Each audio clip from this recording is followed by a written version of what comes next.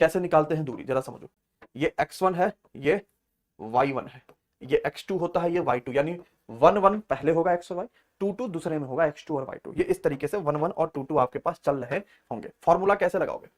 Under root में y2 minus y1 का whole square, एक बार फॉर्मूला देख लो फिर अभी डायरेक्ट लगाना शुरू करना, x2 माइनस x1 का होल स्क्वायर, ये फॉर्मूला लगाएंगे। तो y2 माइनस y1 यानी 4 में से 4 घटाओगे 0, और 4 में से -2 घटाओगे, तो भाई साहब ये तो 4 में से -2 घटाया, ये माइनस माइनस प्लस हो गया, यानी 6 का स्क्वायर। तो क्या बचा? सिर्फ अंडर रूट में 6 का स्क्वायर, और अंडर रूट में 6 का स्क्वायर है मतलब 36 होता है, और 36 बाहर आएगा तो 6 बनेगा। एक तो 0 हो गया, एक क्या बन गया? 36, तो 36 बाहर आ जाएगा तो अब 6 बन जाएगा। ठीक है, तो मैं क्या करता हूं, अब आप चाहे इसमें से इसको माइनस कर लो तो भी सेम आंसर आएगा, इसमें से इसको माइनस करो तो भी सेम आंसर आएगा। काहे? काहे कि स्क्वायर बना। ठीक है, तो दो रेखाओं के बीच की दूरी निकाल लोगे। चलो, 4 सेंटीमीटर भुजा वाले घन के सभी फलकों को हरे रंग से रंगा जाता है, फिर प्रत्येक 2 सेंटीमीटर भुजा वाले घन में विभाजित किया जाता है। तो कितने घन होने वाले? तो आपको पता है, कभी घन से घन बांटो, गोले से गोला बांटो, या अर्धगोले से अर्धगोला बांटो, और आपको वहां पर संख्या पूछी जाए तो बड़ी वाली भुजा को छोटी वाली भुजा से भाग देकर क्यूब कर लो भैया, है ना। बड़ी वाली भुजा को छोटी भुजा से भाग देकर क्यूब कर लो, ध्यान रखो भैया ना। कभी भी घन से घन, गोले से गोला, घन से घन, गोले से गोला, अर्धगोले से अर्धगोला काटोगे तो बड़ी वाली भुजा को छोटी भुजा से भाग देकर और क्या कर देना है भैया? क्यूब कर देना है ना। बड़ी वाली भुजा को छोटी वाली भुजा से भाग देकर क्यूब कर लेना है। तो यहां से जो वैल्यू बनेगा वो बनेगा भाई 4/2, और यहां पे क्या हो जाएगा? 2 का क्यूब। क्लियर हो गया? चलिए भैया बढ़े आगे। नंबर सवाल की बात करें तो मेरे भाई यहाँ पर सवाल में बहुत प्यार तरीके से मेरे भाई ये कहा गया, the average of area of 2 similar triangle is इतना। यहाँ पे मेरे भाई 2 त्रिभुज है हमारे सामने, और यहाँ पर अभी देखते हैं सीधा सीधा, average of area of 2 similar triangle is इतना, whose perimeter are in the ratios 6:11। फिर से मेरे भाई परिमाप का जो अनुपात है वो 6 और 11 का अनुपात है, तो जो क्षेत्रफल का अनुपात होगा 6 का स्क्वायर 36, और यहाँ पर मेरे भाई इसका इतना होगा। ठीक है, कहा गया जी यहाँ पर average of area of 2 similar, ये एवरेज है, ये दोनों का मेरे भाई यहाँ पर क्या है? तो एवरेज है। What is 20% of the difference in both the triangle. मैं सीधा सीधा इसको एक लाइन में लपेटने की कोशिश करता हूं। मैं पीछे वाले को भी एक लाइन में लपेट सकता था, अगर पीछे वाले में आप लोग आदेश देते ना तो मैं पीछे वाले में इतना कुछ नहीं होने देता। मैं यहाँ पर सीधा सीधा मैं क्या करता, मैं बता रहा हूँ, इतना मैं ड्रामा कभी नहीं करने देता। मैं सीधा सीधा बोलता, देखो दिया क्या है? 195। ये 195 मिश्रा जी क्या है? तो दोनों का सम है। दोनों का सम है मतलब यहाँ पर कितने का मान है? तो 65 का मान है। मुझे क्या पता करना है? तो इनके डिफरेंस का 1/3। डिफरेंस मेरे भाई यहाँ पर कितने का है? तो डिफरेंस अगर आप देखोगे तो मेरे भाई 33 का है, और 33 का क्या पता करना है? तो 1/3 पता करना है। जो दिया गया है वो इतने का मान है, और जो पता करना है वो 33 का 1/3 पता करना है। 65 से अगर हम काटेंगे तो यहाँ पर 3 बार में 3 से हमारा 3 खत्म, सीधा सीधा 33 आ जाएगा, बात खत्म। तो हम इस तरीके से शुरू में डायरेक्ट ही लिख सकते थे, इतना मेहनत करने की जरूरत नहीं थी। बस वही काम हम अभी भी करेंगे। अभी भी हम एक ही बात बोलेंगे, जो 706 मेरे भाई यहाँ पर 5 है, ये दोनों का एवरेज है। एवरेज का मतलब जोड़ करके आधा कर दो, तो अगर आप इसको जोड़ोगे 120 और 30 150, 157। तो यहाँ अगर देखोगे तो 157 का मेरे भाई आधा, 157 का आधा का मतलब क्या हो जाएगा? 2 7 14 2 8 16, 87.5। 2 7 14 2 8 16, 86.5। यानी यहाँ पर क्या है? तो इसका मान है, दोनों को जोड़ करके आधा, यानी इतने का मान दिया गया है। और पूछा क्या है? 20% ऑफ डिफरेंस इन बोथ, दोनों के अंतर का 20%। इनका डिफरेंस कितने का है? 11 से 6 गया तो मेरे भाई आपका 5, 11 से 3 गया तो आपका 8 यहाँ पर इसका, और ये डिफरेंस का मेरे भाई कितना? 20%। 20% का मतलब 1/5 यहाँ जो दिया गया है वो एवरेज का मान है, जो पूछा गया वो डिफरेंस का 1/5 है। सिंपल सा मेरे भाई यहाँ पर कैलकुलेशन है, आप इसको उड़ा सकते हैं और यहाँ बना सकते हैं। अगर आप इसको काटे जी 5 से, आप 17 बार में मेरे भाई काट लीजिए, दशमलव से आप दशमलव मेरे भाई उड़ा लीजिए। ठीक है, 17 का मल्टीपल यहाँ पर आंसर होगा। हालांकि मेरे भाई सीधा सीधा मुझे दिख रहा है 17 का यहाँ पर मल्टीपल कौन सा है। ठीक है, हम उसको टिक भी कर सकते हैं, लेकिन अभी हम इसको नहीं करेंगे। अगर आप इसको देखें मेरे भाई यहाँ पर तो 9 8 72, 7 5 35, 7 6 मेरे भाई ये कितनी बार में जाएगा? 7 8 56, 9 8 72। इसको एक बार देखो, अगर यहाँ पर इसको काट सकते हैं तो 17 से मेरे भाई 9 बार में, 9 5 45, 9 6 54, और मेरे भाई यहाँ पर कितना हो जाएगा? 54। ये 9 बार में नहीं जाएगा क्या? यहाँ पर देखें तो 2 3 5, यहाँ पर 2 7 14 2 8 16, सही तो है मेरे भाई।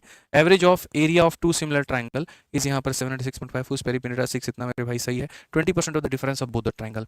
ठीक है, बिल्कुल 17 का मल्टीपल 153 है, लेकिन एक बार अभी देखो, जैसे यहाँ पर मेरे भाई क्या दे रखा था, यहाँ पर मेरे भाई परिमाप का रेशियो दे रखा था इतना, एरिया का निकालने के लिए इसका स्क्वायर और इसका स्क्वायर। ये जो दिया गया है दोनों का एवरेज है, 12 और 3 15, मतलब यहाँ पर 150 का 75, और 7 3.5 मेरे भाई यहाँ पर थोड़ा सा शायद हमसे ये जो है एवरेज हमने गलत लिख दिया है, इसको थोड़ा हम लोग करेक्ट करते हैं और दोबारा से हम लोग देखते हैं। ये जो मेरे भाई दिया गया है ये एवरेज है। एवरेज का मतलब दो लोगों के सम का मेरे भाई आधा है। तो अगर इनका जो सम हम देखते हैं तो यहाँ पर ये हमारा हो जाएगा 157। 157 का जो आधा होगा यहाँ पर ये हमारा ऐसे हो जाएगा कि सर आप यहाँ पर जब भाग करोगे देखो यहाँ पे इनका जो एवरेज होगा मेरे भाई यहाँ पर क्या होगा 157 का मेरे भाई आधा, यानी जब आप इसे काटोगे तो 2 सत्ते 14 हो जाएगा, 2 अठे 16, 78.5 मेरे भाई। यानी ये जो मान है ये हमारा 78.5 का मान है। और जो पूछा गया है वो इनका डिफरेंस का मेरे भाई यहाँ पर क्या पूछा गया है, तो डिफरेंस का 20%। डिफरेंस हमारा कितना होगा, 11 से 6 आपका 5 है और यहाँ पर इतना है मेरे भाई, ये डिफरेंस है और डिफरेंस का 20% मतलब इतना पूछा गया है। 5 से हम 17 बार में काटेंगे, 17 का सीधा सीधा मल्टीपल दिख रहा है, ये आंसर होगा। लेकिन हम लोग इसको सॉल्व करेंगे बकायदा और हम देखेंगे तो सर दशमलव से आपका दशमलव जो है वो खत्म हो जाएगा, दशमलव से दशमलव खत्म हो गया। क्या इसका 9 बार में है, तो हाँ जी इसका 9 बार में आप देखो 9 पचे 45, 9 अठे 72, 4 76 और 9 सते यहाँ पर जो है इतना मेरे भाई और 7 हमारा इतना, 17 का 9 गुना हमारा 153 आएगा और ये हमारा करेक्ट आंसर हो जाएगा, बात खत्म। ठीक है, तो छोटी छोटी बारीकियां हैं, जो दिया गया था दोनों का मेरे भाई औसत था, जो पूछा गया वो अंतर का यहाँ 20% पूछा गया था, खेल खत्म भाई। ठीक है भाई, यहाँ पर 12 नंबर सवाल देखते हैं और यहाँ पर मेरे भाई कहते हैं कि यहाँ पर 12 नंबर सवाल में क्या है, पढ़िए। If the perimeter of two similar triangle are in the ratio of, मेरे भाई यहाँ पर 4:7, एक यहाँ छोटा ट्रायंगल है और एक मेरे भाई यहाँ पर बड़ा ट्रायंगल है। अगर हम बात करें इनके यहाँ पर परिमाप को लेकर के, तो परिमाप का जो अनुपात है वो 4:7 है, ये परिमाप का अनुपात है। और कहा गया sum of area is 195 centimetre, what is 1/3 of the difference between the area of two triangle, ये भी हम लोग आएंगे, ये भी उसी के ऊपर में है। आप एक बात करो, जो पेरीमीटर होता है, परिमाप होता है, वो 1 डायमेंशनल होता है। ठीक है, जो अनुपात साइड का होता है, अगर साइड का अनुपात 2 और 3 का है तो पेरीमीटर भी 2 और 3 का रहेगा। लेकिन जो एरिया होता है वो 2 डायमेंशनल होता है। एरिया को निकालने के लिए इसका स्क्वायर करते हैं, 4 का स्क्वायर 16, 7 का स्क्वायर मेरे भाई 49, यहाँ पे आप ऐसे मान करके चलो। ठीक है, तो एरिया का जो अनुपात होगा वो 16 और कितने का होगा, 49 का होगा। सिंपल सी बात है। अगर हम देखें तो एरिया का मेरे भाई कहा गया जो दोनों का सम है वो इतना है। अगर हम दोनों का सम देखते हैं 49 से 55 10 65, तो मेरे भाई 65 यूनिट है। और 65 यूनिट का अगर हम मान देखें तो 65 यूनिट का मान 195 सेंटीमीटर स्क्वायर दिया गया है। तो ये परिमाप का अनुपात था, स्क्वायर कर दिया तो एरिया का अनुपात हो गया। दोनों का सम इतना दिया गया है तो यानी एक का मान हमारा 3 दिया गया। अगर एक का मान हमारा 3 दिया गया तो यहाँ पर 16 का मान कितना हो जाएगा, 48 हो जाएगा। और यहाँ पर 49 का मान कितना हो जाएगा, 147 हो जाएगा। ठीक है, क्वेश्चन में कहा गया 1/3 of the difference between the area, मेरे भाई यहाँ पर इनके अंतर का 1/3 बताओ। तो आप 147 में से मेरे भाई यहाँ पर इसको घटा दो, कितना आ जाएगा 99, और इसको यहाँ पर इसका 1/3 बता दो। 1/3 का मतलब सीधा सीधा 33, खेल खत्म। कौन सा ऑप्शन है जो है करेक्ट आंसर है? ठीक है, कौन सा ऑप्शन है, तो मेरे भाई यहाँ पर ये जो है बिल्कुल सही उत्तर है। तो आसान सा सरल सा इसके ऊपर में एक सवाल था, आप समझ सकते थे, बना सकते थे। और इसके ऊपर में पहले एक बार सवाल पढ़ लेते हैं, फिर उसके बाद उस कंसेप्ट के बारे में जानकारी प्राप्त कर लेंगे। कहा गया जी हमारे सामने एबीसी नाम का एक त्रिभुज है और एक्स और वाई जो है मेरे भाई पॉइंट है ए बी और एसी के ऊपर में। तो ये हमारे सामने एबीसी नाम के त्रिभुज हो गए। ठीक है, इस एबीसी में मेरे भाई यहाँ पर एक्स और वाई क्या हो गए, तो पॉइंट हो गए। एक्स और वाई मेरे भाई यहाँ पॉइंट हो गया और ए बी और एसी के ऊपर में एक्स वाई जो है वो हमारे बीसी के मेरे भाई यहाँ पर पैरेलल है। एक्स वाई और बीसी का जो मान है, एक्स वाई का मान हमारे सामने कितना है, तो 2.5 है। तो बीसी का मान हमारे सामने 7 है। Ratio of area of trapezium, BC यहाँ पर ये वाला और मेरे भाई यहाँ पर एक्स वाई ये वाला, इन दोनों का क्षेत्रफल का अनुपात कितना है। जो चीजें पीछे वाले में आपने मेरे भाई यहाँ पर पढ़ी हैं, बस उसी चीज को आगे कैरी ऑन करके चलना है। ठीक है, पीछे हमने यहाँ पर थेल्स थ्योरम में क्या पढ़ाया, थोड़ा आप समझिए। थेल्स थ्योरम में मेरे भाई हमने जो पढ़ाया वो यहाँ पर आपको ये पढ़ाया कि जैसे अगर कोई त्रिभुज है और अगर मेरे भाई यहाँ पर ये त्रिभुज है ना, ये एबीसी नाम का अगर कोई त्रिभुज है और यहाँ पर मेरे भाई डीई नाम की कोई रेखा है, अगर ये रेखा इसके समानांतर है, जहाँ पर ये जो छोटे वाले का मान मेरे भाई यहाँ पर एक्स है और ये बड़े वाले का जो मान है अगर मेरे भाई मान लीजिए यहाँ पर वाई है। ठीक है, तो याद रखिएगा अगर भुजाओं का मान एक्स और वाई है ना, तो जब आप इसको मेरे भाई लेकर के जाएंगे और जब आप इसको एरिया में कन्वर्ट करेंगे, तो एरिया में जब आप कन्वर्ट करेंगे तो याद रखिए मेरे भाई यहाँ पर सिंपल सी बात मैं आपको बता रहा हूं सर, यहां जब एक तरफ में आप एरिया लिखेंगे तो एरिया के लिए आपको एक्स का स्क्वायर करना पड़ेगा, एक्स स्क्वायर, और मेरे भाई वाई है तो आपको यहां पर क्या करना पड़ेगा, वाई का स्क्वायर। मैं आपको बता रहा हूँ, थोड़ा सा एग्जांपल हम आपको समझा देते हैं, आपको थोड़ा बढ़िया तरीके से समझ में आ जाएगा। ये आपके सामने ट्रायंगल है मेरे भाई, ये छोटी वाली भुजा 1 है और बड़ी वाली भुजा जो है मेरे भाई 3 है। तो अगर आप एरिया के मुकाबले जाएंगे तो छोटे वाले का एरिया 1 का स्क्वायर 1 होगा और बड़े वाले का एरिया 3 का स्क्वायर कितना हो जाएगा, 9 हो जाएगा। जिसमें अगर आप इन दो टुकड़ों का एरिया चाहते हैं तो छोटे वाले का एरिया कितना है, 1, और 9 में से घटा देंगे तो इसका एरिया कितना हो जाएगा, 8 हो जाएगा। एक और एग्जाम्पल आप देखिए मेरे भाई यहाँ पर, अगर हम देखें मेरे भाई यहाँ पर, तो अगर हम साइड के बारे में अगर हम बात करें तो साइड में ये छोटा वाला मेरे भाई यहाँ 2 है। ठीक है, आप समझिए इस बात को लेकर के मैं सारी बातें जो है स्पष्ट रूप से समझाता हूँ। मान लीजिए यहाँ पर ये ऐसा हो गया कि छोटे वाले का भुजा 2 है और बड़े वाले का भुजा मेरे भाई यहाँ पर 3 है। एरिया का अनुपात क्या होगा, सीधा सीधा मेरे भाई यहाँ 2 का स्क्वायर कितना हो जाएगा, 4 हो जाएगा, और यहाँ पर मेरे भाई 3 का स्क्वायर कितना हो जाएगा, 9। छोटे वाले का एरिया 4 और 9 में से 4 गया तो मेरे भाई इसका एरिया कितना हो जाएगा, 5। तो साइड का स्क्वायर कर दो तो एरिया निकल करके चला आता है। बस ये आपको ध्यान देना है। तो अगर हम देखें तो 2.5 और 7 का जो रेशियो है, आप यहाँ से दशमलव बढ़ाओगे, यहाँ 0 आ जाएगा, 5 से काटोगे 5 बार में, 5 से काटोगे 14 बार में, यानी छोटा वाला 5 है तो बड़ा वाला 14 है। छोटा वाला मेरे भाई यहाँ पर 5 है तो बड़ा वाला कितना है, तो बड़ा वाला 14 है। तो अगर हम एरिया के बारे में अगर हम बात करें, एरिया के बारे में दोस्तों यहाँ पर, तो याद रखिए 5 का स्क्वायर मिश्रा जी कितना हो जाएगा, 25, और 14 का एरिया कितना हो जाएगा मेरे भाई यहाँ पर, 196। समझ में आ गया। तो छोटा वाला जो होगा मेरे भाई यहाँ पर, ये कितना हो जाएगा, 25 हो जाएगा भाई यहाँ पे, और 196 में से अगर आप इसको घटाते हैं तो मेरे भाई 171 निकल करके चला आएगा। तो यहाँ पर सवाल में कहा गया जी ट्रेपीजियम का ट्रायंगल के साथ में क्या है, तो 171 और 25, 171 और 25, ऑप्शन नंबर जो सी होगा वो क्या होगा, करेक्ट आंसर होगा। इन्हीं दोनों का अनुपात पूछा है ना जी, बड़ा वाले का अनुपात छोटा वाला से पूछा है। तो देखिए भुजा का जो अनुपात था वो ये था, क्षेत्रफल का अनुपात ये हो गया। अगर ये क्षेत्रफल का अनुपात हो गया तो छोटे वाले का क्षेत्रफल, बड़े में से छोटा घटा दीजिए तो टुकड़े का क्षेत्रफल, इन दोनों का अनुपात पूछा था, ऑप्शन नंबर सी में हमको मिल गया, काम खत्म भाई। नंबर सवाल मेरे भाई यहाँ देखते हैं क्या कहा गया, पढ़िए जरा। कहा गया साफ लफ्जों में मेरे भाई यहाँ पर कि एक त्रिभुज है और डीईएफ नाम का मेरे भाई यहाँ पर एक त्रिभुज है। इसमें कहा गया जी एम और एन पॉइंट है डी और डीएफ पे, डी और डीएफ पे मेरे भाई यहाँ पर एम है और यहाँ पर एन है, ये दो बिंदु है। ये जो रेखा है मेरे भाई यहाँ पर ये ईएफ के हमारे क्या है, समानांतर है। एम एन और ईएफ का मान 2 और 5 है। एम एन का मान मेरे भाई 2 है तो यहाँ पर इसका मान जो है वो हमारा बकायदा 5 है। डीई का मान हमारे सामने कितना है, तो यहाँ डी कहाँ से आ गया, अच्छा ये डी पूरा पूरा मेरे भाई आ गया, ये हमारे सामने मेरे भाई 60 सेंटीमीटर है। तो आसान भाषा में कहा गया एमई का मान हमारा कितना होगा, इसमें एमई का मान कितना होगा। अभी मिश्रा जी एक बात बताइए, छोटा वाला कितना है तो बड़ा वाला कितना है, 5। छोटा वाला 2 यूनिट है तो बड़ा वाला 5 यूनिट है। आज अगर हम आपको उसी तरीके से उसी लहजे से ये बात समझाएं तो हम आपको यहाँ पर कहेंगे जी छोटा वाला अगर 2 होगा तो ये बड़ा वाला कितना होगा मेरे भाई यहाँ पर, तो 5 होगा। बड़ा वाला कितना होगा, तो 5। अगर 5 का मान 60 सेंटीमीटर है यानी अपने आप का 12 गुना, ठीक है, तो आप ऐसे मान करके चलो, आप ऐसे बोलो, देखो यहाँ पे आप क्या कहोगे, सर ये 5 है और ये 2 है तो ये वाला कितना हो जाएगा, सर बताइए। 5 में से 2 घटाएंगे कितना हो जाएगा, 3 हो जाएगा। 5 यूनिट का मान कितना दिया गया है, 60। अगर मेरे भाई यहाँ पर 5 यूनिट का मान मेरे भाई यहाँ पर आप मुझे बताओ 60 सेंटीमीटर साफ अक्षर में दिया गया है तो 1 यूनिट का मान कितना हो जाएगा, 12 सेंटीमीटर, और 1 का मान 12 हो जाएगा तो 3 का मान कितना हो जाएगा, 36 सेंटीमीटर। तो बस बात खत्म, option number D for Devasena. तो सिंपल सी बात है, ये 2 और 5 के अनुपात में था तो छोटा वाला 2 रहेगा, बड़ा वाला 5 रहेगा, ठीक है। सर यहाँ पर 5 में से 2 घटा दो, 3, 5 का मान 60 है, 3 का मान 36 होगा, खेल खत्म भाई यहाँ पे। यहाँ देखे तो क्या कहा गया, इसमें मेरे भाई हमसे बोला गया जी एक ट्रायंगल एबीसी है, आप देख सकते हैं ये ट्रायंगल आपका एबीसी है, और एक ट्रायंगल एबीसी में मेरे भाई यहाँ पर क्या क्या दिया गया है जरा वो देखो। तो एबीसी में पी और क्यू नाम के 2 पॉइंट एबी और एसी के ऊपर में दिए गए हैं, ठीक है। तो यहाँ पर दिया गया एबी और एसी के ऊपर में 2 पॉइंट है, ठीक है। अब अगर हम बात करें यहाँ पर तो एक पी नाम का है और यहाँ पर क्या है, तो मेरे भाई क्यू है। P and Q are 2 point on AB and AC respectively such that P Q जो होगा वो मेरे भाई पैरेलल होगा हमारे किसके, तो पी क्यू हमारे पैरेलल होगा बीसी के।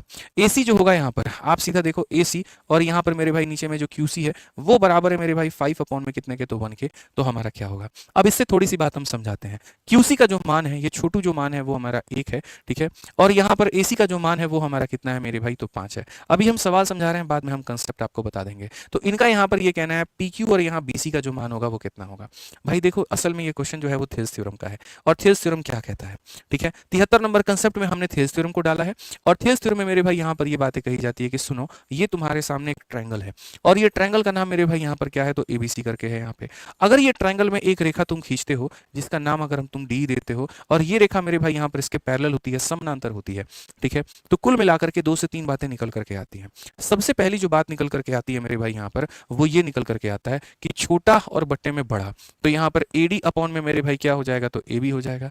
दूसरा मेरे भाई यहाँ पर छोटा ए और अपॉन में ए सी हो जाएगा, तो यहाँ पर हो जाएगा सर ए अपॉन में ए सी हो जाएगा, ठीक है। तीसरा यहाँ पर छोटा और बट्टे में बड़ा यानी डी अपॉन में बी सी हो जाएगा। तो ये मेरे भाई आपको ध्यान में देकर के चलना पड़ेगा। समझ में आ गया कि सर यहाँ छोटा बट्टे में बड़ा, छोटा बट्टे में बड़ा, छोटा बट्टे में बड़ा, इस तरीके से चीजें हमारी क्या होंगी, तो बराबर होंगे, ठीक है। दूसरा जो बिंदु है मेरे भाई यहाँ पर वो क्या है, दूसरा बिंदु जो याद रखना है वो ये है कि यहाँ पर इस छोटे वाले का इस छोटे वाले के साथ जो संबंध है यानी एडी और डीबी का जो संबंध है, फिर से कहूंगा मेरे भाई यहाँ पर एडी और डीबी का जो संबंध है वो मेरे भाई बराबर होगा इस छोटे वाले एई और इसी के। ये 2 बातें आपको यहाँ पर ध्यान में रखना है, ठीक है, बस यहाँ पर ये पॉइंट याद रखना है, ठीक है। तो हमने कहा जी छोटा बट्टे में बड़ा, छोटा बट्टे में बड़ा, छोटा बट्टे में बड़ा, ये तीनों आपस में बराबर होता है। या अगर छोटे छोटे का कंपैरिजन करना है तो ये छोटा टुकड़ा ये छोटे टुकड़े के साथ और ये छोटा इस छोटे के साथ। बहुत लोग इसमें गलती क्या करते हैं कि एक लाइन और जोड़ देते हैं, ये छोटा ये छोटे के साथ। तुमको किस एंगल से ये छोटा दिख रहा है बताना, ये बड़ा है, कहां से बराबर कर दोगे बोलो, कर सकते हैं, नहीं कर सकते हैं। तो यहाँ पर छोटा बट्टे में बड़ा, छोटा बट्टे में बड़ा, छोटा बट्टे में बड़ा, ये बराबर होगा, और नहीं तो इन दोनों का छोटा इन दोनों के छोटे रेशियो के बराबर होगा।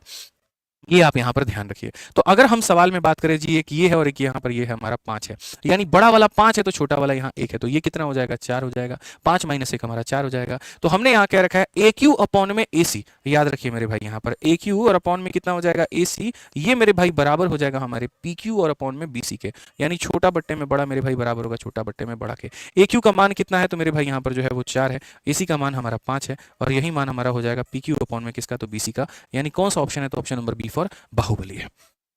कौन सा ऑप्शन है मेरे भाई यहाँ पर, बी फॉर बाहुबली है। क्लियर है ये बात, यहाँ कोई दिक्कत की बात है, कोई परेशानी की बात है तो बताइए भाई। ये हमारा प्रश्न संख्या हो पाया, देखा जाएगा। नहीं आया, 3.2 आ रहा है, ऑप्शन वो भी है। आ जाएगा तो 4 से 500 वाला लाइक ठोक दोगे तुम लोग, सच बताना, पक्का ठोक दोगे? चलो फिर आओ देखते हैं। कह रहा त्रिभुज है डी पैरेलल है बीसी के, मैंने एक त्रिभुज बनाया ए बी सी, बीसी के पैरेलल तो यही कहीं खींच लो डी, कोई दिक्कत नहीं। कह रहा 5AE बराबर 3EC, तो AE डिवाइड बाई EC बराबर 3/5। AE कितना है 3, EC कितना है 5, ओह माय गॉड। AB कितना है पूरा 6.4, तो DB बताओ, यानी ये। हे ईश्वर, अब बताओ तुम्हारा दिल खुश हुआ कि नहीं इस क्वेश्चन को देख के? अब बताओ, अब तो कर ले जाओगे।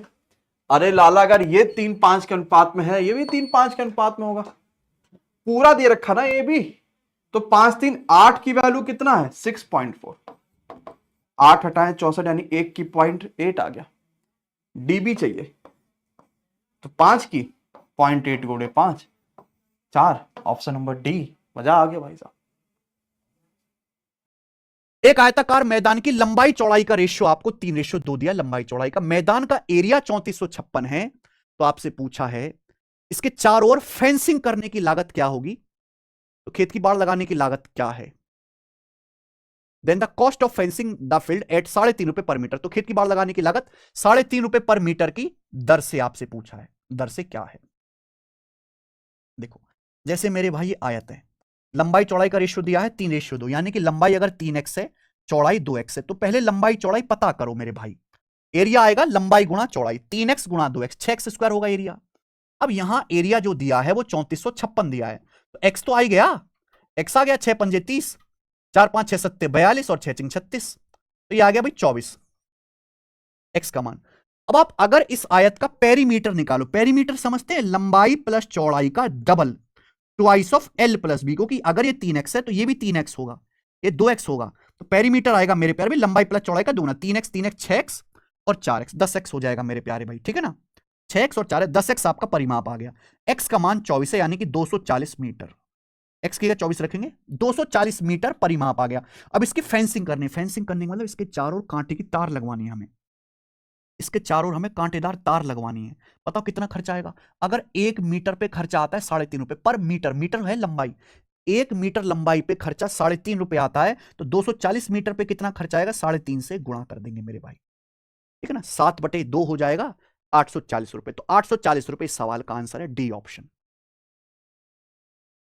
इस ट्राइंगल का एरिया निकालना कोई आसान काम नहीं है भाई, क्योंकि बहुत बड़ी वाली वैल्यू है। जब भी ऐसा कुछ है आपने इनका रेशियो ले लिया करो। 60 112 164 किससे डिवाइड हो रहा है, 4 से, 4 से डिवाइड हो रहा है, 4 से 60 15 बार चला जाएगा, 112 28 बार चला जाएगा, 164 41 बार चला जाएगा, 41 ये है 15 28 41। इस ट्राइंगल का एरिया तो आसानी से निकाला जा सकता है।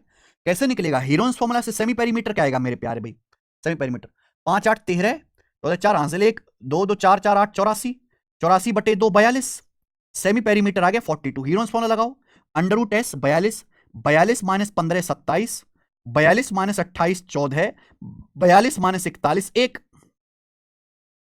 अब देखिए ये एरिया आ जाएगा 42, सॉरी ये 42 है 14। देखो क्या कर सकते हो आप, ये 42 है ना, 42 को आप लिख सकते हैं 14 तिया 42, या फिर ऐसे कर लो मेरे प्यारे भाई, ये 27 गुणा है, 27 गुणा 14, 27 को लिख लो आप 9 तिया 27, 27 को आप 9 3 नाम 27 लिख लो, 3 नाम 27 और गुणा 14, ये हो गया। आप बोलोगे हाँ सर ये 14 तिया 42 हो गया। तो आप ये देखो 14 तिया 42 गुणा 42, 42 गुणा 42 का अंडर रूट 42 आ गया और 9 का अंडर रूट आ गया 3, तो 42 तिया 126 आ गया।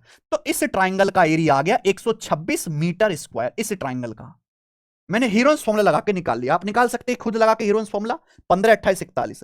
लेकिन बच्चों हमें इस ट्राइंगल का एरिया थोड़ा निकालना था, हमें निकालना था इसका जिसकी भुजाएं 60, 112, 164 है। बेस्ट तरीका बता रहा हूं, यानी कि इसकी साइड को 4 गुना करना है। अगर इसकी साइड को 4 गुना करोगे तो एरिया 4 गुना नहीं होगा, एरिया होगा 16 गुना। बेटा अगर हर भुजा, क्योंकि भुजा नापते सेंटीमीटर, मीटर में नापी जाती है भुजा, एरिया नापा जाता है मीटर स्क्वायर में। अगर हर भुजा 4 गुना करोगे तो एरिया 16 गुना होगा। ये ट्राइंगल का एरिया आएगा 126 गुणा 16 मीटर स्क्वायर, मीटर स्क्वायर। ये ट्राइंगल का एरिया आया है। अब इसको लेवलिंग करवाना है, 1 मीटर स्क्वायर का खर्चा 10.5 रुपए है, तो इतने मीटर स्क्वायर एरिया का खर्चा कितना आएगा? 10.5 से गुणा, 10.5 से गुणा। 16 दुसाम 160 और आधा, 160 और हाफ 168 आ गया, 16 की 10.5 में गुणा। उसके बाद 6 48, 8 एंड में 8 आएगा मेरे भाई। का एक अंक, पहला ऑप्शन आंसर है। बढ़िया सवाल। रूम में फिक्स बेंच है, अगर 6 स्टूडेंट एक बेंच पर बैठते हैं तो पूरी क्लास के बैठने के उचित व्यवस्था के लिए एक और बेंच की आवश्यकता होती है। यानी कि अगर हर बेंच पर 6 बच्चे बिठा दिए तो हमें एक बेंच और चाहिए, तब जाके बच्चे पूरे बैठ पाएंगे, है ना। Then there is need of 1 more bench of proper sitting arrangement of whole class, ठीक है। But if 7 student sit on bench, अगर एक बेंच पे 7 बच्चे बैठते हैं, देन आफ्टर प्रॉपर सिटिंग के बाद there is seat for 5 student, there is seat for 5 student. अगर हर बेंच पर 7 बच्चे बिठा दिए जाए तो अभी भी 5 स्टूडेंट की सीट खाली रह जाती है। क्लास में कितने स्टूडेंट्स हैं? बहुत बढ़िया, ये बेंच स्टूडेंट वाला बहुत पॉपुलर सवाल है, हमेशा बेंच निकालो। मान लीजिए कि क्लास में x बेंच है, अब x बेंच है, स्टूडेंट भी क्लास में फिक्स हैं, बस हम बेंच पे स्टूडेंट्स को बिठाने का तरीका बदल सकते हैं। मान लिया क्लास में x जो है बेंच है, अगर हर बेंच पर 6 बच्चे बिठाएंगे तो हमें एक बेंच और चाहिए, यानी कि x बेंच से काम नहीं चलेगा, एक बेंच और चाहिए, x + 1 बेंच हमको चाहिए। अगर हर बेंच पर 6 बच्चे बैठते हैं, यानी कि ये स्टूडेंट होंगे, x + 1 बेंच पे 6 बच्चे बैठ पाएंगे। दूसरा केस, अगर हर बेंच पर 7 बच्चे बैठते हैं, x बेंच है, हर बेंच पर 7 स्टूडेंट बिठा दिए, 7x, तो अब भी 5 सीट खाली रह गई, यानी कि -5 स्टूडेंट्स की सीट खाली रहेगी। तो ये भी स्टूडेंट की संख्या, ये भी स्टूडेंट की संख्या बराबर होनी चाहिए, बराबर कर दो, जैसे बेंच पता लग जाएगा। 7x और 6x का डिफरेंस x, 6 कम 6 -5 इधर आएगा 11, यानी कि क्लास में 11 बेंचेस हैं। तो 11 चाहे आप यहां रख लो चाहे यहां रख दो, आ जाएगा। यहां रख लेते हैं, 11 1 12 गुणा 6 72, यहां भी रखेंगे मेरे दोस्तों, 11 7 77 -5 72, 72 स्टूडेंट्स आ गए। ये ज्यादा आसान तरीका है, कभी भी ऐसा क्वेश्चन आए कभी भी सीधे स्टूडेंट मत निकालो, पहले बेंच की संख्या निकालो कि क्लास में बेंच कितनी है। सेंटीमीटर 15 सेंटीमीटर रेडियस वाले दो सर्कल एक दूसरे को पॉइंट ए और बी पे काटते हैं, कॉमन कॉर्ड की लंबाई 24 है, तो सेंटर्स के बीच की दूरी कितनी है? भाई 2 सर्कल हैं, एक की रेडियस में डायग्राम बना के आपको बता रहा हूं, हालांकि जरूरत नहीं है। 2 सर्कल है, ऐसे ऐसे मेरे प्यारे भी 2 सर्कल हैं, ये ए और बी पे काटते हैं, ए और बी पे है, ये ए और बी है, और इन दोनों सर्कल के सेंटर है O1 O2। ये दोनों सर्कल ए और बी पे एक दूसरे को काटते हैं, दोनों की रेडियस है 13 और 15। उभयनिष्ठ जीवा, उभयनिष्ठ जीवा समझते हैं? तो अगर दोनों सर्कल ए और बी पे काट रहे हैं तो ये होते हैं मेरे दोस्तों उभयनिष्ठ जीवा, जिसे हम बोलते हैं कॉमन कॉर्ड। ए बी है कॉमन कॉर्ड। अब इसकी लंबाई 24 दी है, सेंटर के बीच की दूरी पूछिए, सेंटर के बीच की दूरी, तो ये आपसे पूछा है मेरे भाई, ये O1 O2। एक बात दिखाई दे रही है आपको कि जैसा इस लाइन O1 O2 के ऊपर है डायग्राम में, वैसा ही नीचे, कोई भेदभाव है? जैसा सपोज यहां सी पे काट रहा है मेरे प्यारे भाई, जैसा इस लाइन के ऊपर है वैसा ही नीचे, यानी कि AC और BC बराबर होगा। अगर कॉमन कॉर्ड की लंबाई 24 है तो आधा आधा होगा, 12 12 होगा कि नहीं होगा? ठीक है मेरे भाई, जैसा ऊपर है वैसा ही नीचे है। अगर ये सीधी रेखा है 180 डिग्री, सीधी रेखा 180 डिग्री है, ऊपर नीचे बिल्कुल बराबर है, तो 180 डिग्री तो आधा आधा होगा, 90 90, ऊपर 90 नीचे 90, ये भी 90 है मेरे प्यार भी, तो 90 90 डिग्री के कोण होंगे। ये ध्यान रखिएगा कि अगर हम कॉमन कॉर्ड खींचते हैं तो सेंटर को मिलाने वाली लाइन आधा आधा करती है, एंगल भी 90 90 होगा। अब यहां पे मेरे प्यारे भाई ये ध्यान से देखिएगा कि एक सर्कल की रेडियस 13 है, ये होती है रेडियस, दूसरे की 15 है। रेडियस क्या होती है? रेडियस होती है सेंटर से सरकमफ्रेंस की दूरी, सेंटर है ये, यहां परी तक की दूरी 13 है और दूसरे की 15 है, 15 रेडियस। ये सेंटर है, सेंटर से यहां तक की दूरी है, दूसरे की रेडियस हो जाएगी। और आपको यहां पे 2 राइट एंगल ट्रायंगल दिख रहे हैं, 90 के सामने 13 12 तो 5 आ जाएगा, 5 12 13 का ट्रिपलेट। ये देखो 90 डिग्री के सामने 15 12 तो 9 आ जाएगा, 9 12 15 का ट्रिपलेट, 3 4 5 का 3 गुना 9 12 15, तो सेंटर के बीच की दूरी है 5 और ये 9, 5 और 9 14 सेंटीमीटर आ गया, 14। हालांकि ये दिमाग में हो सकता है कभी भी आए। 13 15 कॉमन कॉर्ड की लंबाई 24 दे, 24 का आधा करो 12, 13 12 का ट्रिपलेट 5, 15 12 का ट्रिपलेट 9, 5 और 9 14 आंसर है। पेपर में आएगा तो हम ऐसे करेंगे मेरे भाई, खेल खत्म। लॉस का कॉपी पेन लेके बैठो, मेरे साथ सॉल्व करना। Shashi sells 2 article for 5000 each with no loss and no profit in the overall transaction. Shashi 5000 रुपए प्रत्येक आएगा भाई। शशि 5000 रुपए प्रत्येक की दर से 2 वस्तु बेचता है। पूरे लेन देन में ना तो लाभ होता है ना ही हानि होती है। अगर एक वस्तु 30% लॉस पर बेची गई है तो दूसरी वस्तु कितने लाभ पर बेची गई बताना है। देखो मेरे भाई, शशि ने 2 आर्टिकल बेचे हैं, दोनों ही 5,000 रुपए में बेचे हैं, 5000 रुपीज ईच। इसका मतलब यह है शशि ने 2 आर्टिकल को सेम सेलिंग प्राइस पर, सेम दाम पर बेचा है। अच्छा, एक वस्तु पे 30% का लॉस हुआ, 30% का लॉस मतलब 30% की फ्रैक्शन हुई 3/10, यानी कि अगर पहली वस्तु 10 रुपए की है तो 7 में बेची, 10 का सामान 7 में बिका। अब एक बात बताओ, 3 का लॉस हुआ मेरे भाई, 3 का लॉस हुआ। एक बात समझना, अगर यहां पर पहली वस्तु 7 में बिकी है तो दूसरी वस्तु भी 7 में बिकेगी, कि दोनों का सेलिंग प्राइस सेम है। इस 5000 से आपको कोई मतलब नहीं है, बस ये ध्यान रखो कि दोनों को सेम दाम पर बेचा है। अच्छा, दोनों को बेचने से ना लाभ हुआ ना हानि हुआ। अगर आपको पहली वस्तु पे 3 का लॉस हुआ है तो इसका मतलब दूसरी वस्तु पे आपको 3 का प्रॉफिट हुआ होगा। आप बोलोगे यस सर बिल्कुल सही। क्लियर है? किसी को कोई समस्या? 3 रुपए का प्रॉफिट हुआ, सामान 7 में बिका मेरे प्यार में, यानी कि दूसरी वस्तु का सीपी कितना होगा? 4 रुपए के सामान पे 3 का प्रॉफिट होगा तभी तो 7 में बिकेगा। पूछा दूसरी वस्तु कितने लाभ पर बेची गई, तो दूसरी वस्तु का सीपी 4 है, 4 पे 3 का प्रॉफिट हुआ तो 1/4 25%, 3/4 75%। तो दूसरी वस्तु को 75% लाभ पर बेचा गया है और आंसर इस सवाल का सी ऑप्शन है। गजब सवाल है बच्चों ये। सही समय, correct time to cover it journey, वो टाइम कितना है जिसपे ना देरी होगी ना जल्दी पहुंचेगी। देखो मेरे भाई, एक रेलगाड़ी को अपने डेस्टिनेशन पर जाना है, डेस्टिनेशन पर जाना है यानी कि सेम डिस्टेंस, ध्यान रखिएगा, सेम एक रेलगाड़ी को सेम ही डिस्टेंस ट्रेवल करना है, अलग अलग स्पीड है, तो स्पीड टाइम का रेशियो उल्टा होगा। बोला यह गया है कि अगर कोई रेलगाड़ी हमारे भाई 35 किलोमीटर पर आवर की एवरेज स्पीड से चलती है, 35 की स्पीड से, तो 19 मिनट देरी से पहुंचती है। भाई अगर यही रेलगाड़ी 49 किलोमीटर पर आवर की एवरेज स्पीड से चलती है तो 9 मिनट देरी से पहुंचती है, 9 मिनट देरी से पहुंचती है मेरे प्यारे भाई। ठीक है, क्लियर? आप बोलोगे हाँ जी सर।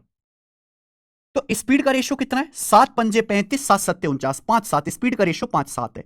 तो लगने वाले टाइम का रेशियो उल्टा होगा, 7:5, यानी कि जब रेलगाड़ी 35 किलोमीटर पर आवर और 49 किलोमीटर पर आवर की स्पीड से चलती है तो जो समय लगता है, समय का रेशियो 7:5।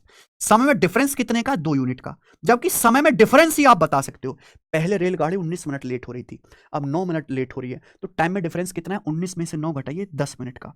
टाइम में 10 मिनट का डिफरेंस है, 2 की वैल्यू 10 मिनट है, 5 गुना 5 गुना। तो मेरे प्यारे भाई कहीं से भी कर लो, दोनों से आ जाएगा, चाहे पहले केस से चाहे दूसरे केस से। 7 की वैल्यू भी 5 गुना आएगी, 35 मिनट, 7 पंजे 35 मिनट। यानी कि मैंने ये पता लगा लिया, जब रेलगाड़ी 35 किलोमीटर पर आवर की स्पीड से चलती है तो 35 मिनट में पहुंचती है। जब रेलगाड़ी 35 किलोमीटर पर आवर की स्पीड से चलती है तो अपने डेस्टिनेशन पर 35 मिनट में पहुंचती है। डिस्टेंस पूछता तो इन दोनों की गुणा करके आ जाता, लेकिन पूछा सही टाइम, करेक्ट टाइम आपसे पूछा है, एक्चुअल टाइम, करेक्ट टाइम आपसे पूछा है। अब एक बात बताओ, पहले केस से कर रहा हूं मैं, जब रेलगाड़ी 35 किलोमीटर पर आवर की स्पीड से चलती है तो 35 मिनट में डेस्टिनेशन पर पहुंचती है और 19 मिनट लेट पहुंचती है। रेलगाड़ी 35 मिनट में पहुंची पर 19 मिनट लेट पहुंची, तो सही टाइम कितना था पहुंचने का रेलगाड़ी के? 35 से 19 कम, 16 मिनट।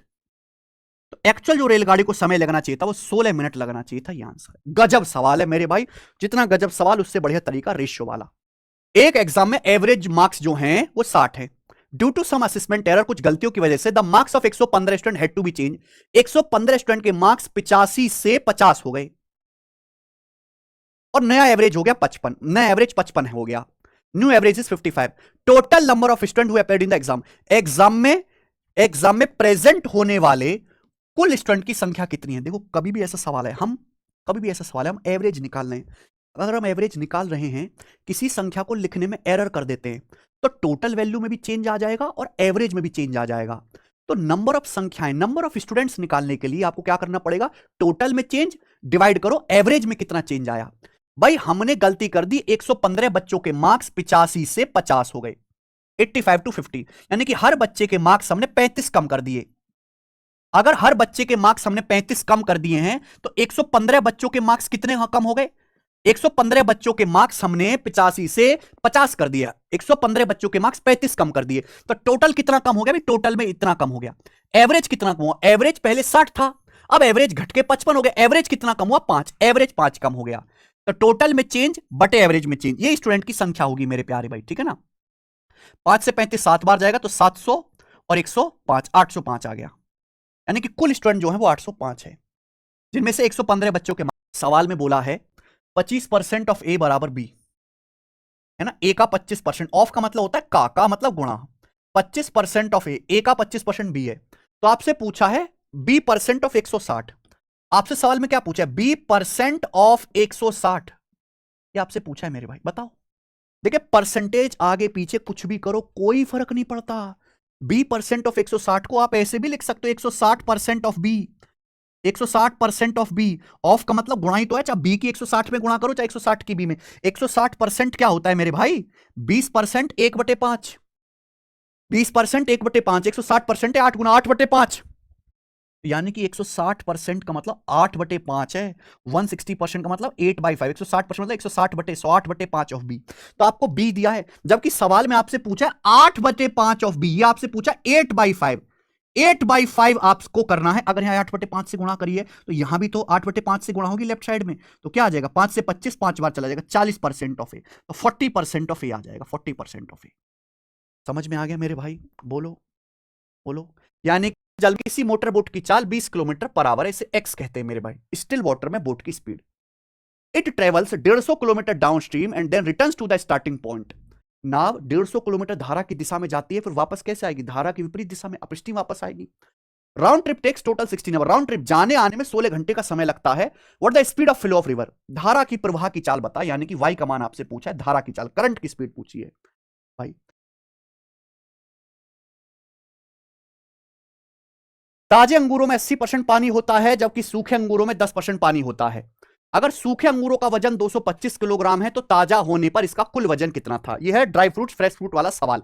कॉन्सेप्ट क्या है भाई, ताजे फलों में पानी की मात्रा ज्यादा होगी, लेकिन ताजे फलों को अगर सुखा दोगे वो सूख जाएंगे तो पानी कम हो जाएगा, पानी का परसेंटेज कम हो जाएगा, लेकिन एक चीज सेम रहेगी, फलों में जो सॉलिड पार्ट है मेरे प्यारे भी, जो गूदा है, जो छिलका है मेरे प्यारे भी, जो पल्प जिसे बोलते हैं, पल्प सेम रहेगा। तो कभी भी ताजे और सूखे फल वाला सवाल आता है तो उसमें पल्प की मात्रा सेम कर दो भाई। फल दो चीजों से बनता है, एक तो होता है मेरे प्यारे भी पल्प यानी कि जो सॉलिड हिस्सा है, और दूसरा है मेरे प्यारे भी वाटर।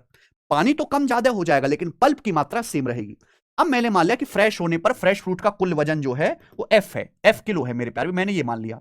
तो फ्रेश फ्रूट में कितना पानी है 80%, 100% में से अगर 80% पानी है तो घटाइए, बाकी का 20% पल्प है, फ्रेश फ्रूट का 20% पल्प है।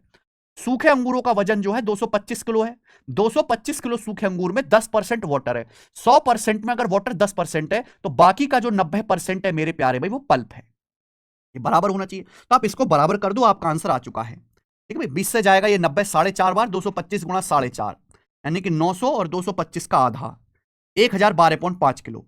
तो फ्रेश फ्रूट जब अंगूर ताजे होंगे तो उनका वजन 1012.5 किलो रहा होगा। ए ऑप्शन आंसर है सवाल का। तीनों सीड्स इसके दिए गए हैं, पहला सीड्स की साइड है वो, दूसरे सीड की जो सीड्स है उसकी साइड ही है, तीसरे की। केंद्रक बताना है, तो केंद्रक कितना आसान होता है भाई। ये क्या हो गया आपका x1 y1 हुआ, ये x2 y2 होता है, और ये क्या होता है x3 y3 होता है। यही होता है किसी त्रिभुज में।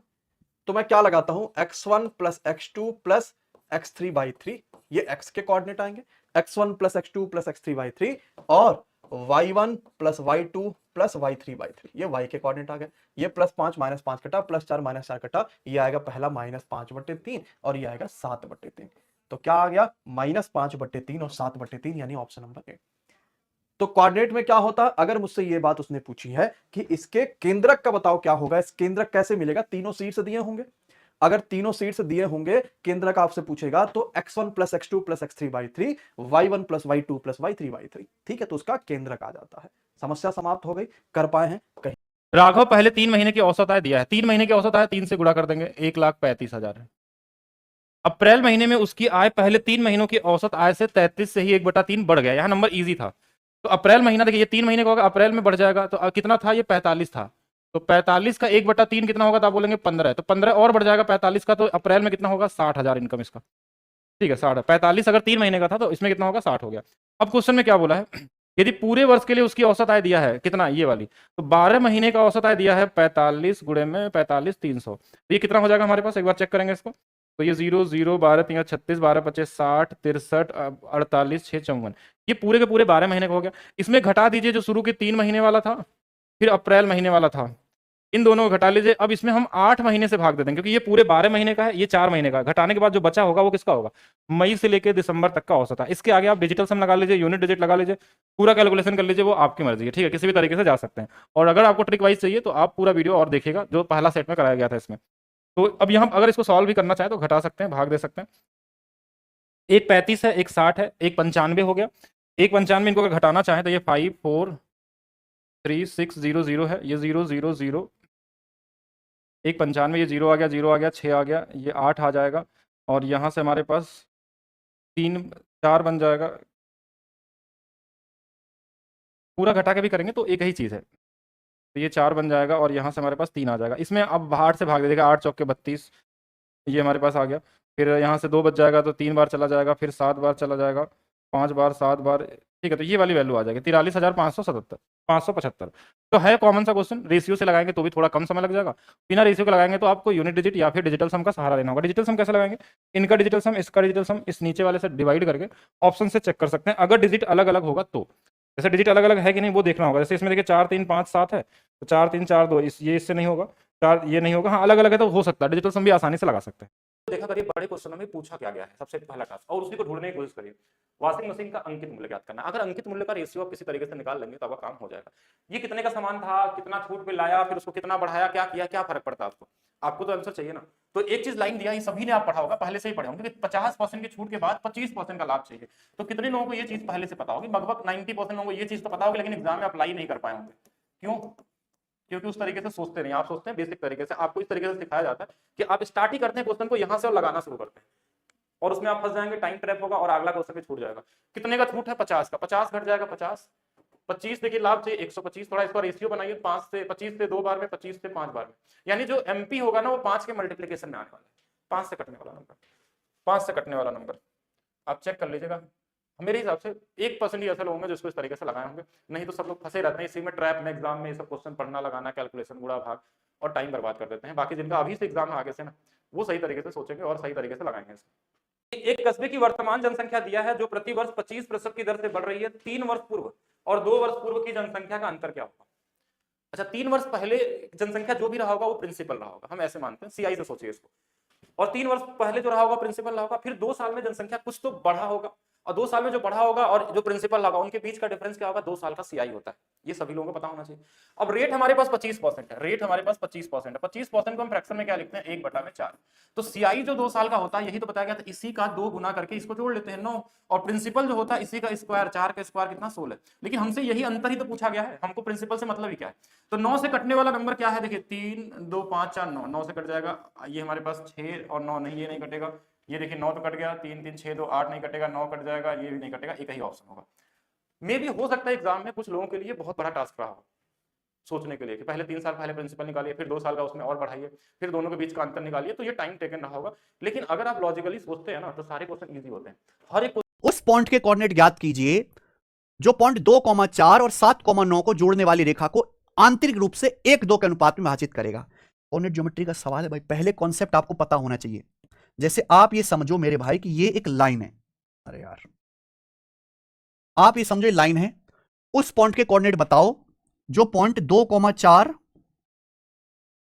और 7,9 को ये जोड़ने वाली लाइन है।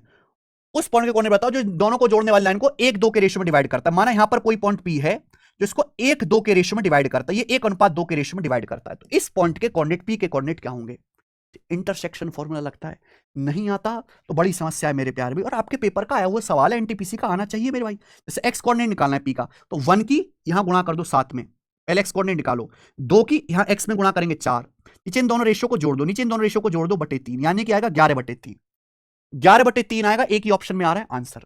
y कोऑर्डिनेट निकालना है तो 1 की यहां इसमें गुणा कर दो 9 में, y कोऑर्डिनेट में गुणा करेंगे, 2 की यहां इसमें गुणा करो 4 में 8, नीचे दोनों रेशियो को जोड़ दो 3, तो 11/3 और 17/3, ये आपका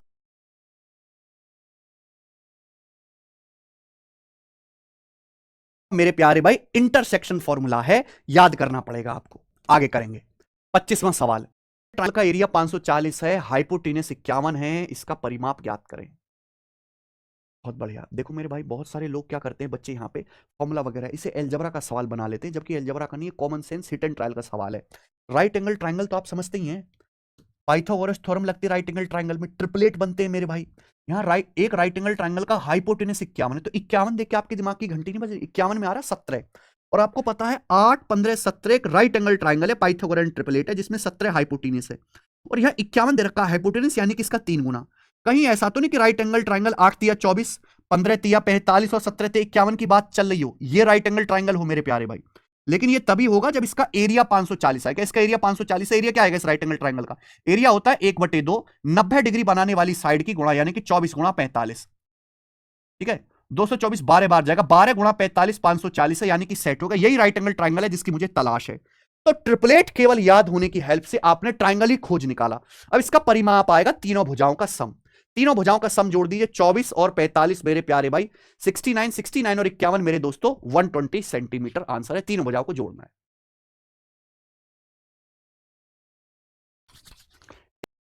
ध्यान सुनिएगा, दो लोग हैं, एक सर्कुलर ट्रैक है, मान लीजिएगा दो लोग हैं, ये 800 मीटर लंबा सर्कुलर ट्रैक है।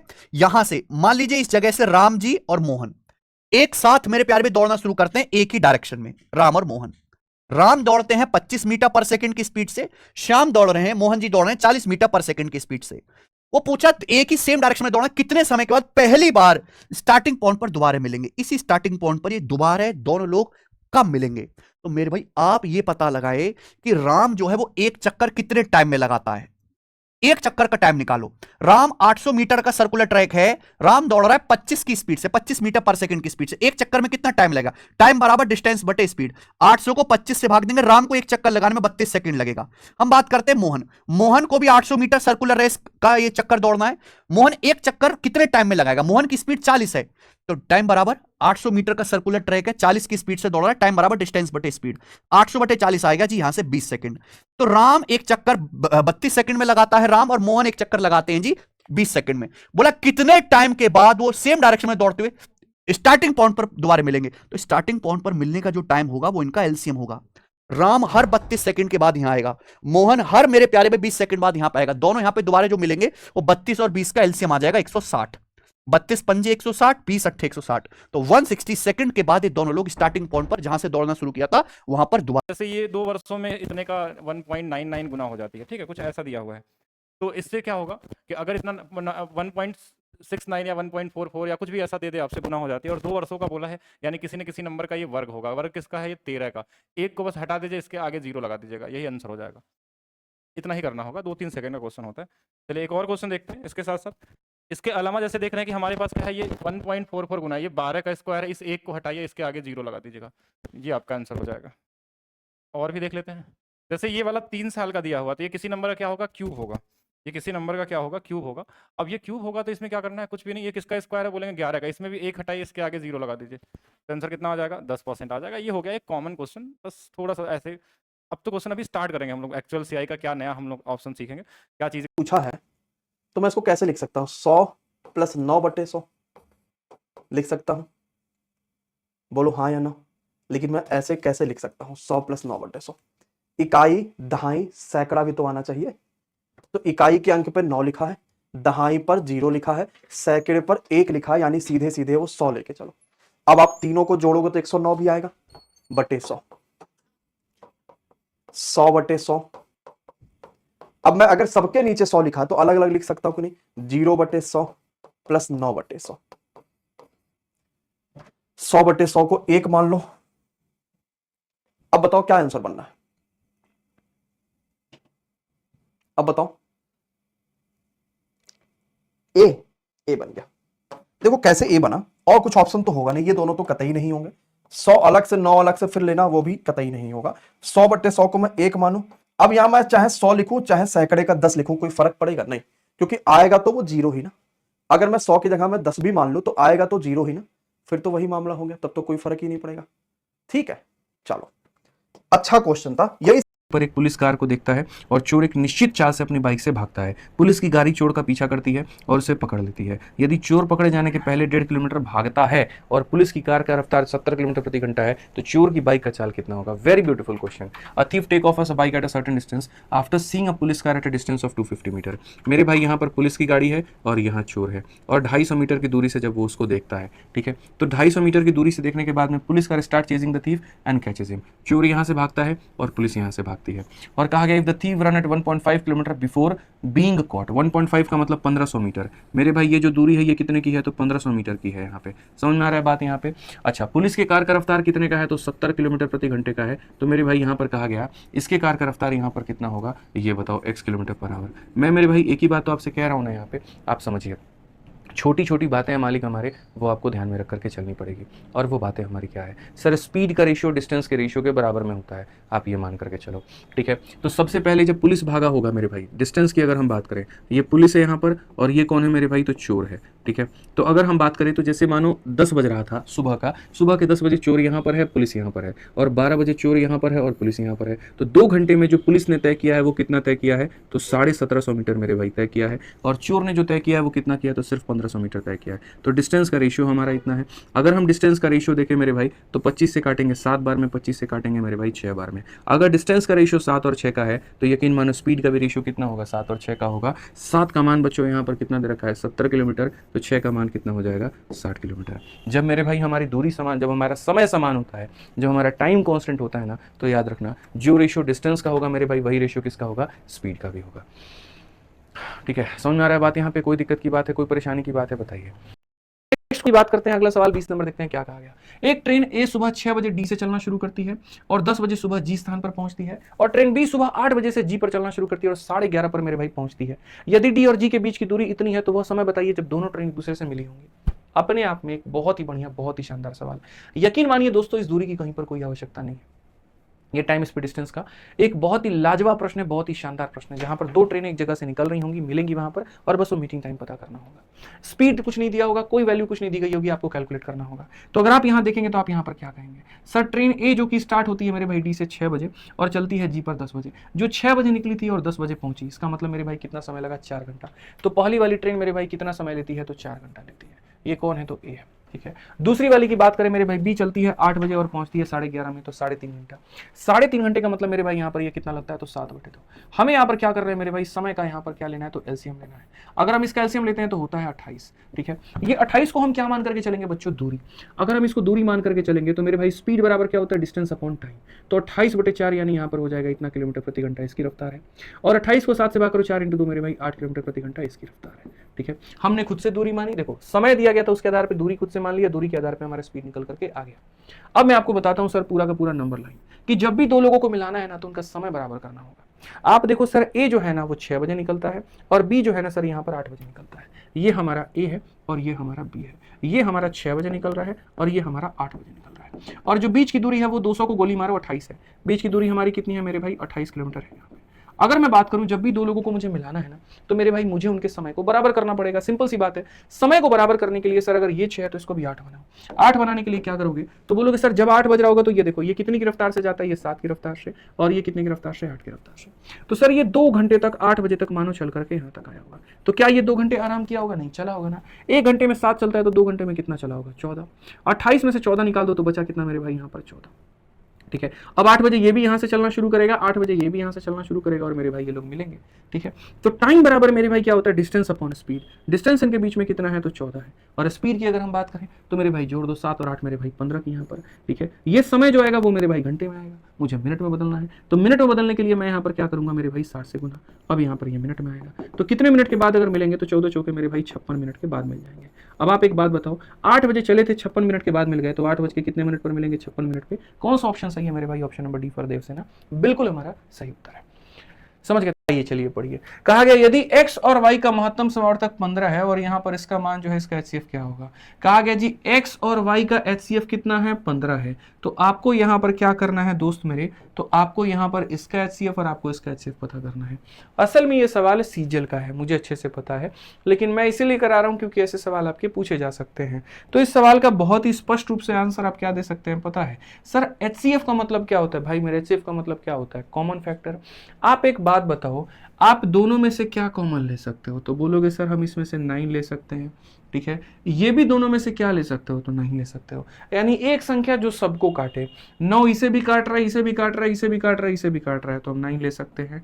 और दूसरा ऐसा कॉमन क्या ले सकते हो जो x से भी मिल जाए y से भी, तो मेरे भाई वो हमारा है 15। तो 15 यहाँ से 15 यहाँ से 15 भी कॉमन ले सकते हैं, इनसे भी 15 कॉमन ले सकते हैं, तो 15। तो 9 भी ले सकते हैं, 15 भी ले सकते हैं, यानी HCF कितना होगा 135। ऑप्शन नंबर ए जो होगा क्या होगा करेक्ट आंसर। कि सर 9 इससे भी ले सकते हैं, 9 इससे भी ले सकते हैं, 9 आ गया, 15 यहां भी ले सकते हैं, 15 यहां भी ले सकते हैं, तो सर 15 आ गया, सीधा खेल खत्म। ये चलिए अलजेब्रा का सवाल मेरे भाई यहाँ पर कहा गया a का मान इतना है, b का मान इतना है, c का मान इतना है, और हमें यहाँ पर क्या पता करना है, तो हमें यहाँ पर a क्यूब जमा हमें b क्यूब जमा हमें c क्यूब और -3 abc पता करना है। जिन्होंने अलजेब्रा हमसे पढ़ा है तो उनको बहुत अच्छे तरीके से पता है कि अगर ये AP में होते हैं, ठीक है, समानांतर श्रेणी में होते हैं यहाँ पर, तो इसमें जो गैप होता है अगर मान लीजिए यहाँ पर सेम रहेगा, समानांतर श्रेणी का मतलब क्या हो गया, गैप का सेम होना, तो इस पूरे का जो मान होता है वो मेरे भाई 9BD² के बराबर में होता है, ठीक है। b का मतलब क्या हो गया, तो b का मतलब बीच वाला पद हो गया, और d का मतलब क्या हो गया, तो डिफरेंस हो गया। तो 9 इंटू बीच वाला पद हमारे सामने कितना है, तो 356 है, और डिफरेंस हमारा कितने का है, तो यहाँ पर इससे एक ज्यादा, इससे एक ज्यादा, डिफरेंस 1 का है। 9 को 6 से गुणा करने पे इक्याई अंक 4 आएगा, और ऑप्शन नंबर डी में इक्याई अंक 4 है। बस मेरे भाई यहाँ पर यही हमारा सही उत्तर है। सवाल जो है वो समय तथा कार्य का है। क्या कहा गया है, 18 कर्मचारी मेरे भाई किसी कार्य को 96 दिनों में पूरा कर सकते हैं। वे एक साथ काम करना शुरू करते हैं और 26 दिनों के बाद में 10 और कर्मचारी उनके साथ जुड़ जाते हैं। कार्य को कुल मिलाकर के कितने दिनों में पूरा किया जाता है। देखिए अगर मैं काम करवाऊं ना, तो मैं 18 कर्मचारियों से कितने दिनों में काम करा सकता हूं, तो मेरे भाई 96 दिनों में काम करा सकता हूं। या तो मैं ऐसे काम करा लूं, नहीं तो मेरे भाई मैं यहाँ पर क्या करूंगा, उन्हीं 18 कर्मचारियों से 26 दिन तक काम कराऊंगा, और 26 दिन काम कराने के बाद में अब इस 18 कर्मचारी में मैं 10 लोगों को और जोड़ दूंगा, 36 लोग हो जाएंगे यहाँ पे, सॉरी 28 लोग हो जाएंगे मेरे भाई, और ये लोग कितना दिन काम करेंगे, तो टी दिन काम करेंगे। तो इन कर्मचारियों से या तो हम 96 दिन काम करा लें, या इनसे 26 दिन कराने के बाद में 10 लोगों को और बुलाएं और काम को मेरे भाई टी कराएं। हमसे कहा गया काल कुल कितने दिनों में पूरा होगा, तो यानी 26 दिन और प्लस टी दिन मेरे भाई दोनों को जोड़ करके हमें बताना है। अगर हम इसे सॉल्व करें तो 18 के 96 गुना में से 18 का 26 गुना घटा देंगे, तो मेरे भाई 18 का कितना आएगा, तो 70 गुना आएगा। 6 - 6 0, 9 में से 2 गया 7, और ये बराबर हो जाएगा 28 इंटू कितने के मेरे भाई, तो ठीक है 14 से काटोगे 5 बार में, 14 से काटोगे 2 बार में, 2 से काटोगे मेरे भाई 9 बार में, ये हमारा हो जाएगा 45। और अगर ये 45 हो जाएगा तो सवाल में कहा गया कुल कितने दिन लगे हैं मेरे भाई, तो 26 दिन यहाँ लगे हैं, 45 दिन यहाँ लगे हैं, कुल मिलाकर के कितना होगा 71। ऑप्शन नंबर बी जो है बिल्कुल हमारा सही उत्तर है। 15% अवैध है, 3/20, 20 में से 3 वोट अवैध है, यानी कि 17 हो गया। और क्वेश्चन में क्या बोला, एक उम्मीदवार को कुल वैध मतों का 52% प्राप्त हुआ है। यदि वोटों की कुल संख्या दूसरे का पूछा है, दूसरा कितना होगा, 48 होगा। दूसरा कितना मिला होगा, 48। तो 48 को हम क्या लिखते हैं फ्रैक्शन में, अगर यहां देखें तो देखिए यहां डिफरेंस नहीं दिया है कहीं पे, हमसे दूसरे उम्मीदवार के बारे में पूछा गया है, इसलिए हम यहाँ पे देख रहे हैं दूसरे का वैल्यू ले रहे हैं। अगर दोनों के बीच में डिफरेंस दिया होता तो डिफरेंस के बारे में चर्चा करते हैं, और आगे क्वेश्चन मिलेगा जब अच्छे क्वेश्चन होंगे, ये तो बहुत ईजी है। तो ये कितना हो जाएगा हमारे पास, 12/25, ठीक है, 12 चौक 48, यानी कि 25 में से हमारे पास 12 वोट मिला है। तो अगर ये 500 है तो ये वाला 17 × 12 हो जाएगा। इसकी वैल्यू क्वेश्चन में दिया है 8000, तो ये इससे कितना गुना पे, 2 0 से 2 गुना 16 गुना पे है, तो इसमें भी 16 का गुणा कर लेना है। अब इसको लगाने के कई तरीके हो सकते हैं कि क्यों ना यूनिट डिजिट देखा जाए, 7 दूना 14, 4 छंग 24, लास्ट में 4 आएगा, तो ये वाला आंसर हो जाएगा।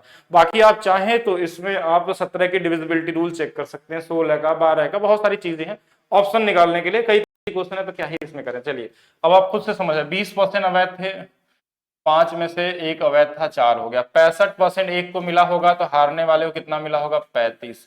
इनके बीच का अंतर कितना है, 30%, यानी दूसरे, अच्छा ये क्या दिया है, दूसरे उम्मीदवार का बोला था, 30 से कोई मतलब नहीं हमको, हमसे दूसरे उम्मीदवार का पूछा, तो 35 की वैल्यू 7/20 होती है, मतलब 20 में से इसको 7 मिला होगा। अब हम 100 में से इसको 28 मिला होगा। अब क्वेश्चन में हम एक तरीका ये भी लगा सकते थे कि 7 से कटने वाला नंबर क्यों ना ढूंढ ले हम लोग, 7 से कटने वाला नंबर, तो 7 से कटने वाला 17, 19, 43 तो नहीं है, यही है, तो यही आंसर होगा। बाकी आप सॉल्व भी कर सकते हैं, ऐसा कोई टास्क नहीं है। 100 की वैल्यू दिया है 75, ये इससे 75 गुना में, इसमें भी कर लीजिएगा 75 गुना, आएगा वही 8 5 40 0 0 1 2 यही बनेगा, और तो कुछ बन ही नहीं सकता। मतलब कुछ बेहतर भी देना चाहिए। अब ये बेसिक लेवल हो गया क्वेश्चन, अच्छा CHSL में है तो इतना ही देगा। अब क्वेश्चन में देखिए 15% लोगों ने नहीं दिया, 15 का मतलब 3/20, यानी 20 में से 3 लोग नहीं दिए तो दिए कितने होंगे 17। 60% मिला है एक उम्मीदवार को, लेकिन पूछा है दूसरे उम्मीदवार को, दूसरे को कितना मिला होगा 40%। 40% की वैल्यू कितनी होती है 2/5, तो मिल गया है ना उसको, तो 5 में से 2 मिल गया है, यानी कि अगर ये 100 मिला होगा तो इसको 34 मिला होगा। तो एक तरीका ये हो सकता है लगाने का कि देखिए ये वाला दिया हमको, इसकी वैल्यू पूछी गई, तो 17 से कटने वाला नंबर ढूंढ सकते हैं कि भैया 17 से कट रहा, 17 एकम 17, यहाँ से 3 बच गया और 2 5, और यानी 115 51 हो जाएगा, और यहाँ से कटेगा, ये नहीं कटेगा, ये 17 एकम 17, यहाँ से 3 8 3 11 115, 17 छक्का 102 और 36, ये वाला कट जा रहा है। बाकी आप चेक करके देख सकते हैं, ऐसा नहीं कि चारों चेक करना, बाकी यहाँ क्वेश्चन ईजी है। टोटल वोट हमको दे ही दिया है, ये इससे 84 गुना पे है, तो इसमें भी 84 से बस गुणा ही तो करना है हमको। तो 4 × 4, लास्ट में हमारे पास 6 आ गया, जो एक ही ऑप्शन में दिया हुआ, तो आगे जाने की जरूरत ही नहीं थी। हम यूनिट डिजिट या डिजिटल सम या फिर डिविजिबिलिटी रूल लगा सकते हैं कैलकुलेशन से बचने के लिए, इसमें बहुत सारी चीजें हो सकती हैं। अच्छा, एक इंफॉर्मेशन जो अभी तक छूट गया है कि उसी क्वेश्चन का थोड़ा सा और लो लेवल है। एक चुनाव में कुल मतदाताओं में 95% ने मत डाला, तो नहीं कितने लोग डाले होंगे 5%, उल्टा दिया था बस। 2 उम्मीदवार थे, एक को कुल मतों का 75% प्राप्त करता है और प्रतिद्वंदी को 5500 मतों से हराया। अब ये कुल मतों का है, कुल मतों का हमारे पास दिया हुआ है और इतने वोटों से हराया था। फिर से वही सेम चीज करना है, एक अगर 75% पाया है तो दूसरा 75 माइनस 5500 हो जाएगा। 75 और 75 कितना 150 हो जाएगा, प्लस 5 और 55% हो जाएगा। ठीक है, तो 55 की वैल्यू 5500 दी हुई है, 55 की वैल्यू 5500 दी हुई है, तो 100 की वैल्यू कितनी हो जाएगी 10,000। लिख के देखते हैं नहीं तो कंफ्यूज नहीं हो। 100% बराबर कुल मतों की बात हो रही थी, रेशियो जैसे आएगा हम रेशियो वाला मेथड ही बताएंगे आपको। 5% तो इनवैलिड थे, एक 75% पाया है, दूसरा वाला 75 माइनस 5500 पाया है, और कुछ था ही नहीं इसमें, इतना ही डेटा था और तो कुछ था नहीं। 75 75 और 155 यानी माइनस 55% की वैल्यू माइनस 5500, तो ये हमारे पास 1% की वैल्यू हमारे पास कितनी आ जाएगी 100। 2 0 इधर लगा दीजिए, 2 0 इधर लगा दीजिए, ये हो गया आपका कितना 10,000। इजी था, कॉमन था। इसमें इनको आपको सोचना है कि क्या हम मेंटली सॉल्व कर सकते हैं। अगर ये करने के लिए तैयार हो चुके हैं अभी तक 2 क्वेश्चन लगाने के बाद, तो समझ लीजिए आप सीख चुके हैं। तो वीडियो को आप पॉज करेंगे और लगा के देखेंगे कि क्या बन रहा है आपसे। चलिए मैं बताता हूँ। पहले तो क्वेश्चन के टाइप को देखते हैं कि क्या वो वही टाइप है जो हम बात कर रहे हैं। 12% लोगों ने मतदान नहीं दिया, 84 मतदाताओं ने मतपत्र खाली छोड़ दिया, 2 उम्मीदवार थे और सूची के सभी, यही लाइन इंपॉर्टेंट है, मतदाताओं को 54% मिलता है। तो एक को 54, तो दूसरा वाला 1456 उससे कम होगा 54%। तो पहले परसेंटेज को जोड़ लेते, 54 108 और 12 120, यानी 20% ज्यादा हो गया। 20% की वैल्यू हमारे पास क्वेश्चन में दिया होगा, क्योंकि ये माइनस दिया हुआ है और ये 84 है, इसमें घटा लेंगे, देखिए 56 घटा लेंगे तो हमारे पास 1400 हो गया। इसके अलावा बचा कितना 20 और 8 यानी कि कितना हो जाएगा 1372, 28 घटा लेंगे तो यानी कि 20% की वैल्यू 1372, 20 की 1372। 100 की वैल्यू निकालनी है, 20 से 100 कितना 5 गुना पे, 13 का 5 गुना 6500, 72 का 5 गुना 360, यानी कि 6500 और 360 6860। ये मेंटली कैलकुलेशन हो सकता है। आंसर क्या होगा ए वाला। फिर से देखिए इसको इस तरीके से, देखिए 100% की जो वैल्यू है, पहले 12% परसेंटेज वाले को ध्यान रखेंगे, 84 मत है, एक जीतने वाला 50% पाया है तो हारने वाला 50% माइनस 1456 है। तो ये परसेंटेज वाले देखिए, ये वाले हमारे पास कितने हो गए, अच्छा ये 50 था, 54 था ना, तो देखिए 54 था तो 54 कर लेंगे, 54 108 और ये मिलके माइनस 20% आ गया। ये वाला माइनस है, ये घट जाएगा 1372 आ जाएगा माइनस में।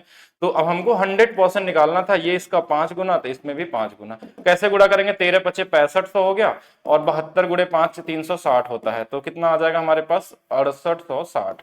तो ये आंसर हो जाएगा। इजी था, लिख के भी कर सकते हैं, मेंटली भी कर सकते हैं। एग्जाम में टाइप कौन सा है, कहीं ऐसा तो नहीं सक्सेसिव वाला है कि हमको वैध वोटों का संख्या दिया जीतने वाले का या डाले गए वोटों, नहीं, कुल मतों का दिया होगा तभी ऐसा करना है। ठीक है, ये चीज का ध्यान देना है इसमें कि इसमें देखिए 10% ने मतदान नहीं दिया, कोई दिक्कत नहीं, अभी तक आप डिसाइड नहीं कर सकते टाइप कौन सा। 75 मत अमान्य होगा, कोई दिक्कत नहीं। यहां वाली लाइन को समझना है, विजेता को अपेक्षित कुल मतों का 50% प्राप्त हुआ, कुल मतों का, यानी कि टोटल वोटर लिस्ट की बात हो रही है यहाँ पे।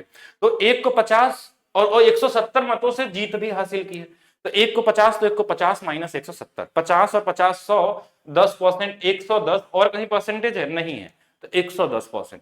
अब नंबर में हमारे पास क्या है, देखिए ये माइनस 170 था, ये 75 घटा देंगे तो हमारे पास कितना हो जाएगा कि अगर हम 170 में 75 और उसमें कम कर लेते हैं तो ये हमारे पास 95 हो जाएगा। और जो किसकी वैल्यू हमारे पास दी गई है, हाँ ये वैल्यू किसकी आई है हमारे पास, दोनों के बीच में 10% की वैल्यू 95, एक जीरो लगा देना है, 100% की वैल्यू 950।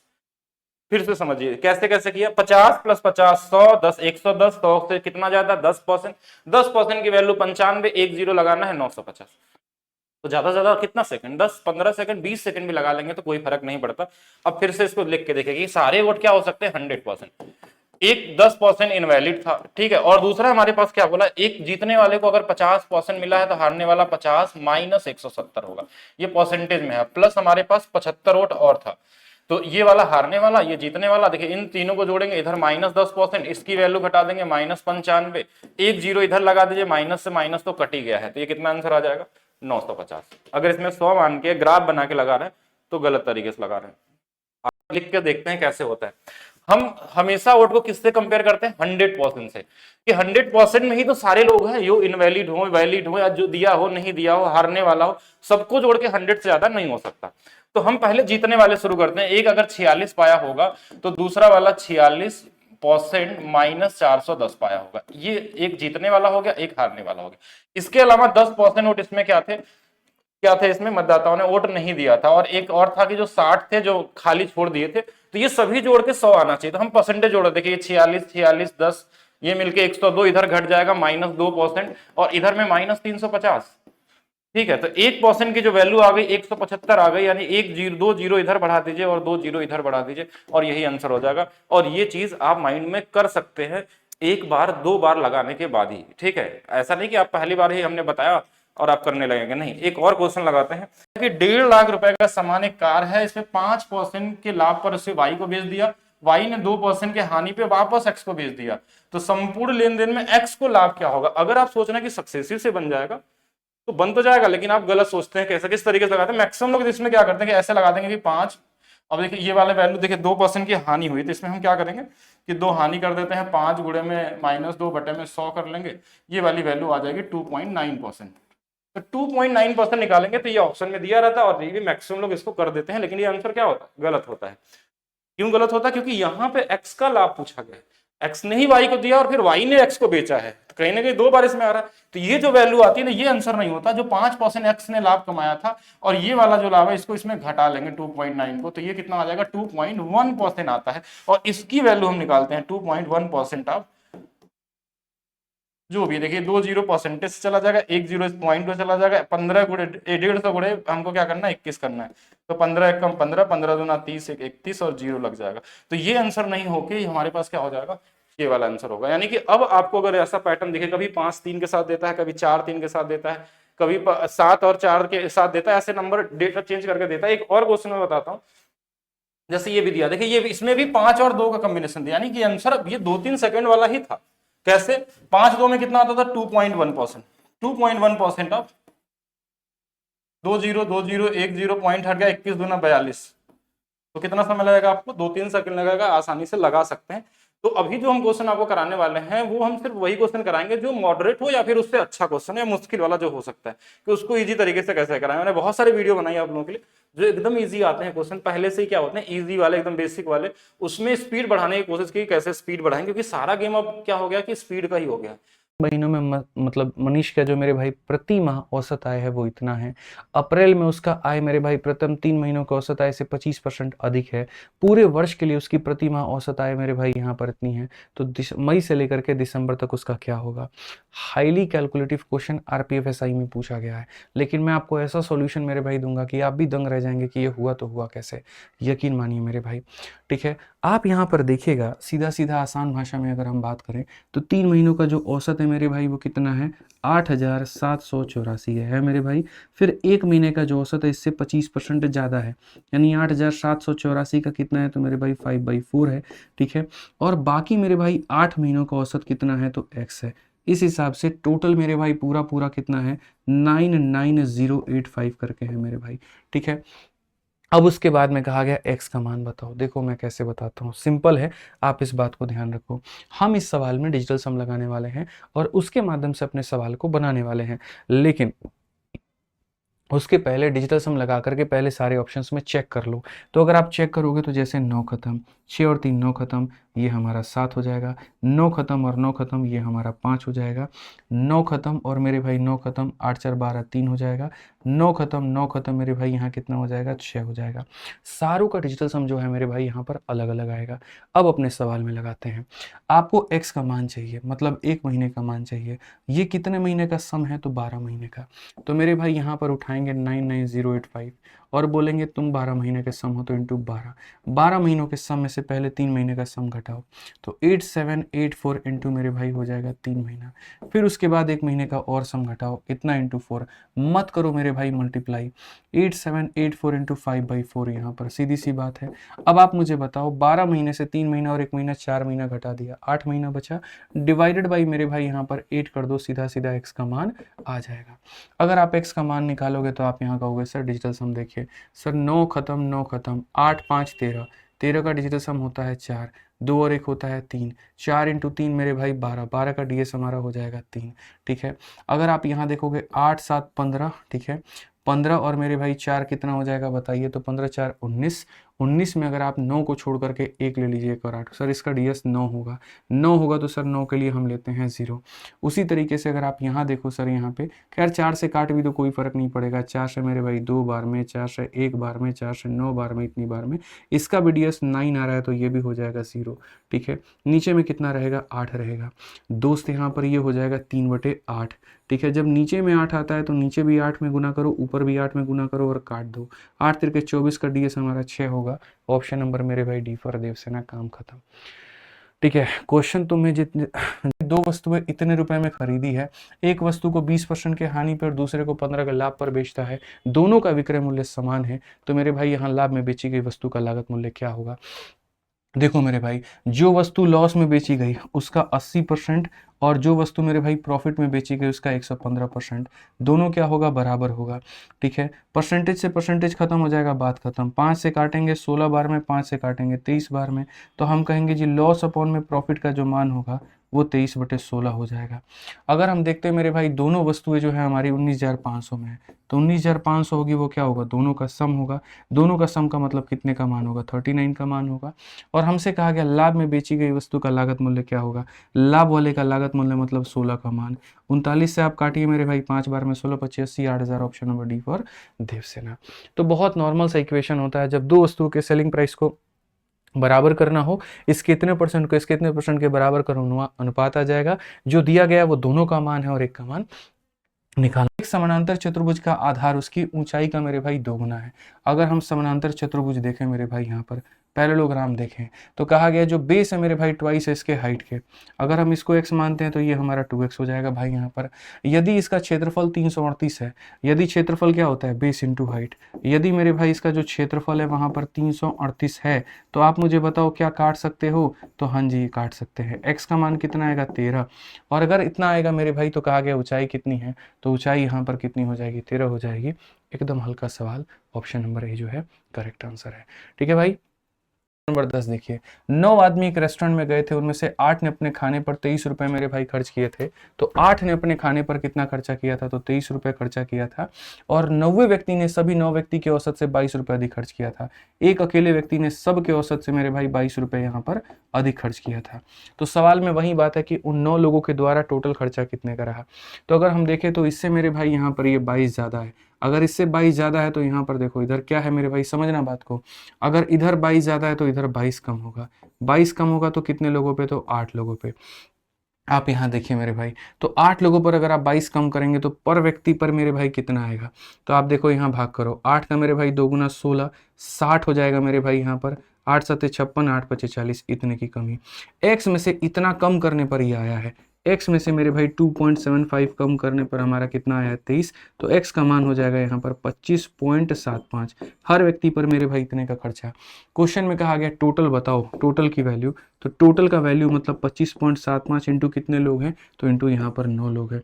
9 5 45, ठीक है, 9 7 63 और 4 मेरे भाई 67, 7 6 हाथ में 45 और 6 मेरे भाई 51, 1 5 हाथ में 9 दूनी 18, 5 मेरे भाई 23, कुल मिलाकर के यहाँ पर जो है 231.75 option number B for Baahubali.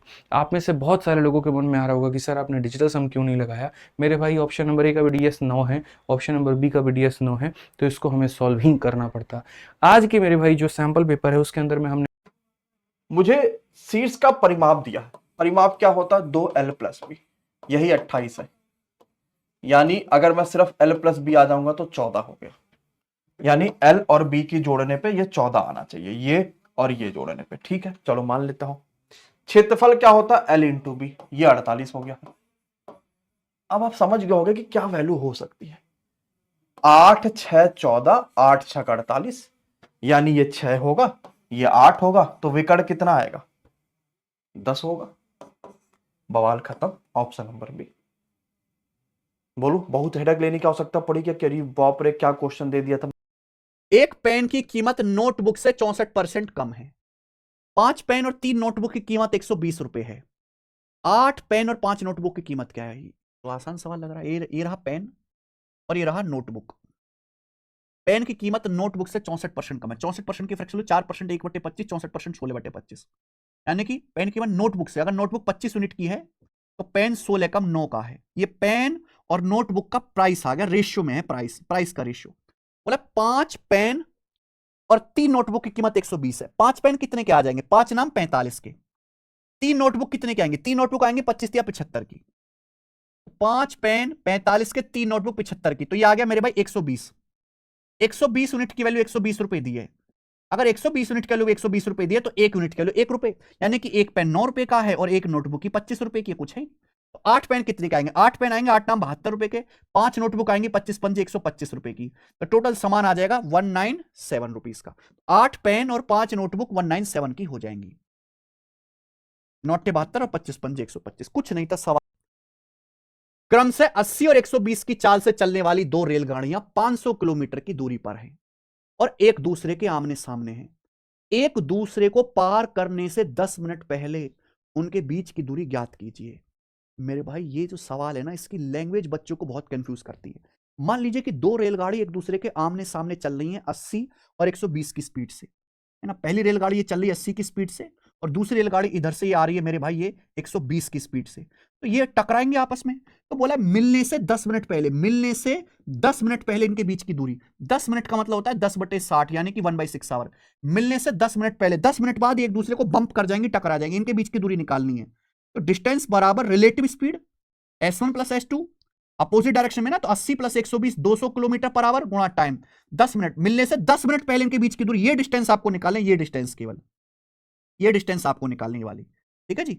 आप बोलोगे जी सर बहुत बढ़िया, तो ये आ जाएगा 100/3। 100/3 का मतलब अप्रॉक्स 33.33 किलोमीटर ही आंसर होगा। यानी कि ये आपको कंफ्यूज करने के लिए दिया है, इसका सवाल के सॉल्यूशन से कोई लेना देना नहीं। 77वां, what will be the volume of largest sphere which can be carved out of a cube of side 6 centimetre.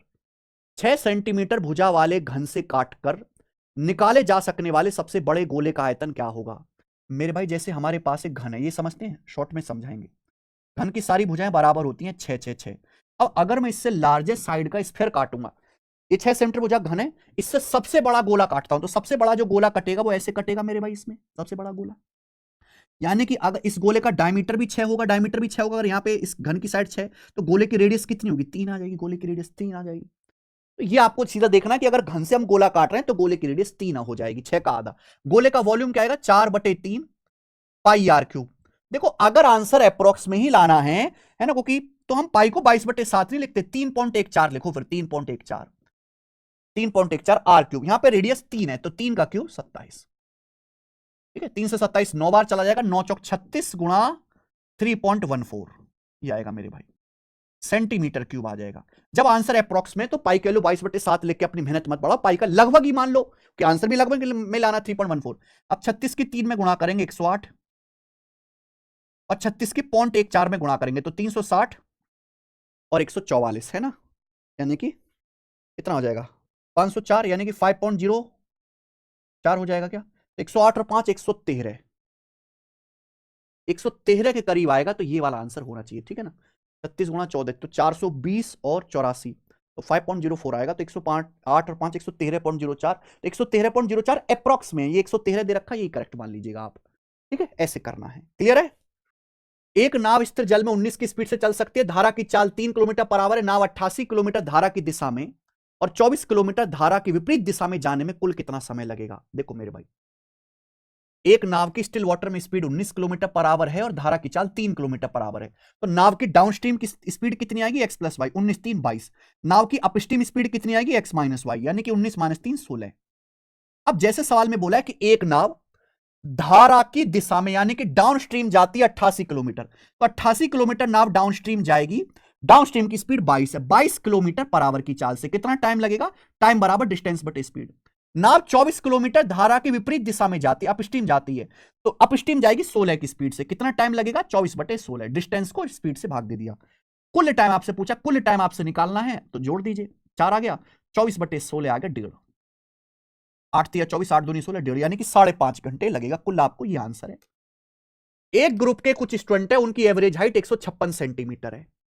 अगर 160 सेंटीमीटर औसत ऊंचाई वाले 5 स्टूडेंट इस ग्रुप में शामिल होते हैं, तो इस ग्रुप के सभी स्टूडेंट की एवरेज हाइट 0.8 सेंटीमीटर बढ़ जाती है। शुरू में समूह में कितने छात्र थे? देखो, जब भी ऐसा सवाल आए ना कि भाई एक ग्रुप का एवरेज ये है, अब इतने बच्चे नए आ गए, इतने छोड़ के चले गए, अब एवरेज इतना बढ़ गया या घट गया, तो आप ना लोगों की संख्या निकाल सकते हो। सीधा कॉन्सेप्ट, टोटल में कितना चेंज हुआ, एवरेज में कितना चेंज हुआ, डिवाइड कर दो। हमारे पास एक ग्रुप है जिनकी एवरेज हाइट 156 सेंटीमीटर। अगर 160 सेंटीमीटर हाइट वाले लोग आते हैं तो एवरेज से 4 सेंटीमीटर ज्यादा हाइट वाले 5 लोग आते हैं, तो टोटल कितना बढ़ेगा? 20 सेंटीमीटर बढ़ेगा। एवरेज कितना बढ़ा? एवरेज 0.8 सेंटीमीटर बढ़ा, तो लोगों की संख्या जो आएगी मेरे प्यारे भाई, ये आ जाएगा यहाँ पे 25 8 225, लोग 25 है। मुझे स्टार्टिंग में कितने स्टूडेंट थे? आंसर नहीं है 25 भाई, 5 नए स्टूडेंट आने के बाद 25। अगर स्टार्टिंग में n थे, 5 नए आने के बाद 25 है, तो स्टार्टिंग में कितने थे? 20 थे। 25 माइनस, एक निश्चित संख्या में व्यक्ति एक काम को 54 दिन में पूरा कर सकते हैं। अगर 15 आदमी कम हो जाते हैं तो काम पूरा होने में 18 दिन अधिक लगते हैं, काम पूरा होने में। स्टार्टिंग में व्यक्तियों की संख्या कितनी थी? देखो मेरे भाइयों, टोटल वर्क बराबर जो होता है कुल काम कैसे निकालते हैं? मैन गुणा डेज, आदमियों की संख्या गुणा दिनों की संख्या। भाई टोटल काम जो है वो तो सेम ही करना होता है, टोटल काम तो सेम होता है। आपने पढ़ा है परसेंटेज में कि अगर दो संख्याओं की गुणा सेम है तो एक संख्या जिस रेशियो में होगी दूसरी उसके उल्टे रेशियो में होगी। दो संख्या की गुणा सेम है, मैन डेज का प्रोडक्ट सेम है, तो मैन डेज का रेशियो उल्टा होगा, मैन डेज के इनवर्सली प्रोपोर्शनल होगा। अब आप बताओ, कुछ आदमी किसी काम को कितने दिन में करते हैं? 54 दिन में पूरा करते हैं, 54 दिन में। बोला अगर 15 आदमी कम हो जाते हैं तो 18 दिन ज्यादा लगेंगे। इसका मतलब 54 दिन की बजाय काम कितने दिन में होगा? 54 प्लस 18 72 दिन में होगा। अगर कुछ आदमी किसी काम को 54 दिन में कर रहे हैं, अगर 15 आदमी कम हो जाते हैं, आदमी कम हो गए तो दिन ज्यादा लगेंगे, तो काम होगा 72 दिन में।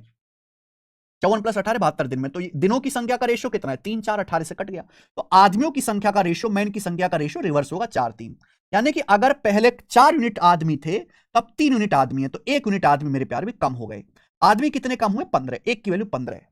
तो पूछा प्रारंभ में कितने व्यक्ति थे? 4, 4 की वैल्यू भी 15 गुना आएगी 60, 60 व्यक्ति थे। ये मैंने आपको रेशियो वाला तरीका बताया, आप लग जाएगा आसानी से। देखिए, शुरू के 2 विषयों का औसत, यानी हम ऐसे बना लेंगे 1, चलिए छोड़िए 5, 2 विषय और 1, तो 2 रेशियो 1 की बात हो रही, टोटल 5 है। इसकी वैल्यू 75 दिया है, 2 विषयों का 65 दिया है, इसकी वैल्यू भी कितना दिया? 85 दिया है। इसकी वैल्यू आपको निकालनी है। तो देखिए, ये वाला 75 से कितना कम है? तो आप बोलेंगे 10 कम है। ये वाला प्लस 10 ज़्यादा है। इसमें 2 लोग हैं तो ये -20 आएगा। इसमें हमारे पास 2 लोग हैं तो +20 आ जाएगा। दोनों ये कट जाएंगे मतलब इसमें 0 का चेंज होगा, यानी यहाँ पे 75 होना चाहिए बस। क्योंकि देखिए अब ये कट ही गया तो इसमें कुछ बढ़ेगा ही नहीं, तो 75 ही रहेगा, उसमें सेम ही वैल्यू हो जाएगी। ऑप्शन नंबर इसमें भी आ जाएगा। और रुमेला के बारे में बात हो रही होगी, लेकिन केवल 8 टेस्ट रुमेला ने दिया है, अभी 4 टेस्ट देना बाकी है। टोटल 12 टेस्ट की बात हो रही है। 2 और 1 का अनुपात है बराबर में 3, और इसके बाद इन्होंने 2 में 23 नंबर तो ला ही चुकी है, 1 में कितना नंबर और ला दे कि ये रघुवीर के बराबर पहुंच जाए, 25 के बराबर। ये इससे कितना कम है? तो आप बोलेंगे -2 कम है। कितने लोग हैं? 2 लोग हैं, तो ये 4 हो जाएगा, -4। 1 से भाग देंगे, यही 4 इसमें जोड़ देंगे, तो हमारे पास कितना आ जाएगा? 29 लाना होगा इसको। पहले भी कहेंगे, एलिगेशन भी लग जाएगा यहाँ पे, ठीक है। चीज़ों को पहचानिए और उसको बाहर निकालिए आप लोग, ठीक है, और देखेंगे ध्यान से। तो हम किसकी बात करते हैं? रीना और रिया की बात हो रही है। नहीं, रीना और श्रेया की बात हो रही है। श्रेया ने अभी तक 24 औसत अंक है, अब तक उसने 12 परीक्षाएं दी है। श्रेया ने 12 परीक्षाएं दी हैं, अभी इसको 4 परीक्षाएं और देना है। टोटल कितने परीक्षाएं हैं? 16 परीक्षाएं हैं। तो 1 और 3 का अनुपात बराबर कितना आ गया? 4। इन 3 परीक्षाओं में इसको 24 अंक मिल चुके हैं। इस एक परीक्षा में कितना अंक ला दे कि टोटल उस रीना के बराबर हो जाए, 26 के बराबर हो जाए। अगर आप यहाँ एलिगेशन लगाना चाहें तो देखिए इससे कितना कम है, तो आप बोलेंगे 2 कम है। तो 2 में कितने लोग हैं? तो बोलेंगे 3 लोग हैं। तो 2 गुणे 3 कितना आ जाएगा? -6 आ जाएगा। हमने बोला जब माइनस रहता है तो इसमें क्या होता है? जुड़ जाता है। तो इसमें 6 जोड़ देंगे तो ये 32 आ जाएगा। एक तरीका ये हो सकता है। अब जिनको ये नहीं समझ में आ रहा वो ऐसे करेंगे कि 3 और 1 बराबर 4 है। इसकी वैल्यू 24 था, 24 से गुणा कर लीजिए। इसकी वैल्यू x से कर लीजिए। इसकी वैल्यू 26 दिया, 26 से कर लीजिए। 72 + x बराबर में 104। 28 4 32। यहाँ से भी आंसर आ सकता है। किसी को और थोड़ा सा एलिगेशन लगाना चाहता है क्योंकि 2 ही रेशियो वाला है, तो गो विद एलिगेशन मेथड। ये इनका अनुपात कितना था हमारे पास? 12 परीक्षाओं का औसत 24 था, 16 का कितना था? 26 था। इसमें कितना लाना चाहिए? इनका जो अनुपात है वो कितना है? 4 और 1 का बन जाए ना। 4 1 है ना? नहीं, 3 1 है। 3 और 1 का बन जाए। इनका डिफरेंस कितने का? 2। 1 बराबर 2 तो 3 बराबर 6। 6 इसमें जोड़ लेंगे तो ये 32 हो जाएगा। Go with alligation. जहाँ ये लगेगा वहाँ एलिगेशन भी लगेगा, ठीक है। और कहीं कहीं सिर्फ एलिगेशन ही लगता है और ज्यादा बड़ा हो जाता है। तो दोनों चीज आपको आना चाहिए। तो 5 बोला है तो देखिए इसमें 1 कम हो जाएगा। कितना आ जाएगा? 4। और यही 4 इसमें घटा लेते हैं तो कितना हो जाएगा? 40 में से 4 चला जाएगा, आंसर कितना आ जाएगा? 4। अगर बड़ी संख्या पूछी जाती तो इसी 40 में 4 जोड़ लेते हैं तो 44 होता। और 44 क्या होती? सबसे बड़ी संख्या। और छोटी पूछी जाएगी तो उसको घटा लेंगे और सबसे छोटी क्या होगी? 36 होगी। मेरे हिसाब से आप लोगों ने सही बताया है, बिल्कुल सही है विवेक। यहां रखेंगे 1। अगर मान लो यहां हमने 1 रखा तो ये 1 एक्स रहे तो 6 कम 6 आएगा, प्लस वहां 1 रखेंगे 4 तो 6 4 10, 10 में 2 घटाएंगे 8 आना चाहिए। क्वेश्चन कह रहा 0 आना चाहिए, तो भैया 1 वाले तो गलत हो जाएंगे, 1 वाले तो गलत हो जाएंगे, है ना। अब -1 रख के देखो। अगर हम -1 रखते हैं तो बड़े ध्यान से समझिएगा मेरी बात। 6 और यहां -1 का होल स्क्वायर प्लस 4 और यहां प्लस क्या आएगा? ये भाई 4 और -1 और -2 तो ये तो 6 हो जाएगा, -4 और -2 तो 6 - 6 0 आया और 0 ही तो लाना था, यानी कि -1 सेटिस्फाई कर रहा और इसमें -1 है नहीं तो ये भी गलत हो जाएगा। या फिर आप फैक्टर करके कर सकते हो, आप फैक्टर करके भी कर सकते हो। मैंने यहां पर बाई ऑप्शन सेटिस्फाई करा दिया है ना। और ऑप्शन की अप्रोच ही तो हम यहां पर मेरे प्यारे साथी स्पीड में एलिगेशन लगाएंगे। और जब स्पीड में एलिगेशन लगाएंगे तो हमें रेशियो किसका मिलता है? टाइम का मिलता है। तो पहले स्पीड कितनी है? 4 पैदल वाली, है ना, कुछ दूरी। ये पैदल वाली स्पीड है और यहां पर जो है वो किससे है? बैलगाड़ी वाली, जो भी है, ठीक है, यहां पर बैलगाड़ी वाली। तो भैया पहले 4 की स्पीड है और शेष दूरी 12 की स्पीड से, तो ये चाल है। अब बीच में तो ओवरऑल निकल के आता है, तो ओवरऑल चाल क्या है? तो फॉर्मूला होता है चाल बराबर दूरी बटे समय। दूरी कितनी है? 50। समय कितना लगा? 7.5 घंटे। 7.5 का मतलब 15/2, 2 को ऊपर भेज दो। अगर हम 5 से काटेंगे तो कितना आएगा? 10 और यहां 5 से काटेंगे तो कितना आएगा? आप कहेंगे 3, यानी कि 20/3। ये क्या बन गया हमको? यहां पर फाइनली जो हमें चाल मिलेगी कुल मिलाकर के औसत चाल वो कितनी मिलेगी? 20/3। अब बटे में कुछ होना नहीं चाहिए तो 3 का सम में गुणा कर दो। एलिगेशन में खूब पढ़ा होगा आपने मेरे प्यारे बंधुओं। डिफरेंस यहां लिखा जाता है, देखो 12 × 3 36। 12 × 3 कितना बनेगा? आप कहेंगे 36 हो जाएगा। 3 से 3 कट गया तो 36 में अगर 20 घटाएंगे 16 आएगा। यहां 12 20 के बीच का अंतर कितना होता है? 8, यानी कि रेशियो क्या बनेगा? 2:1।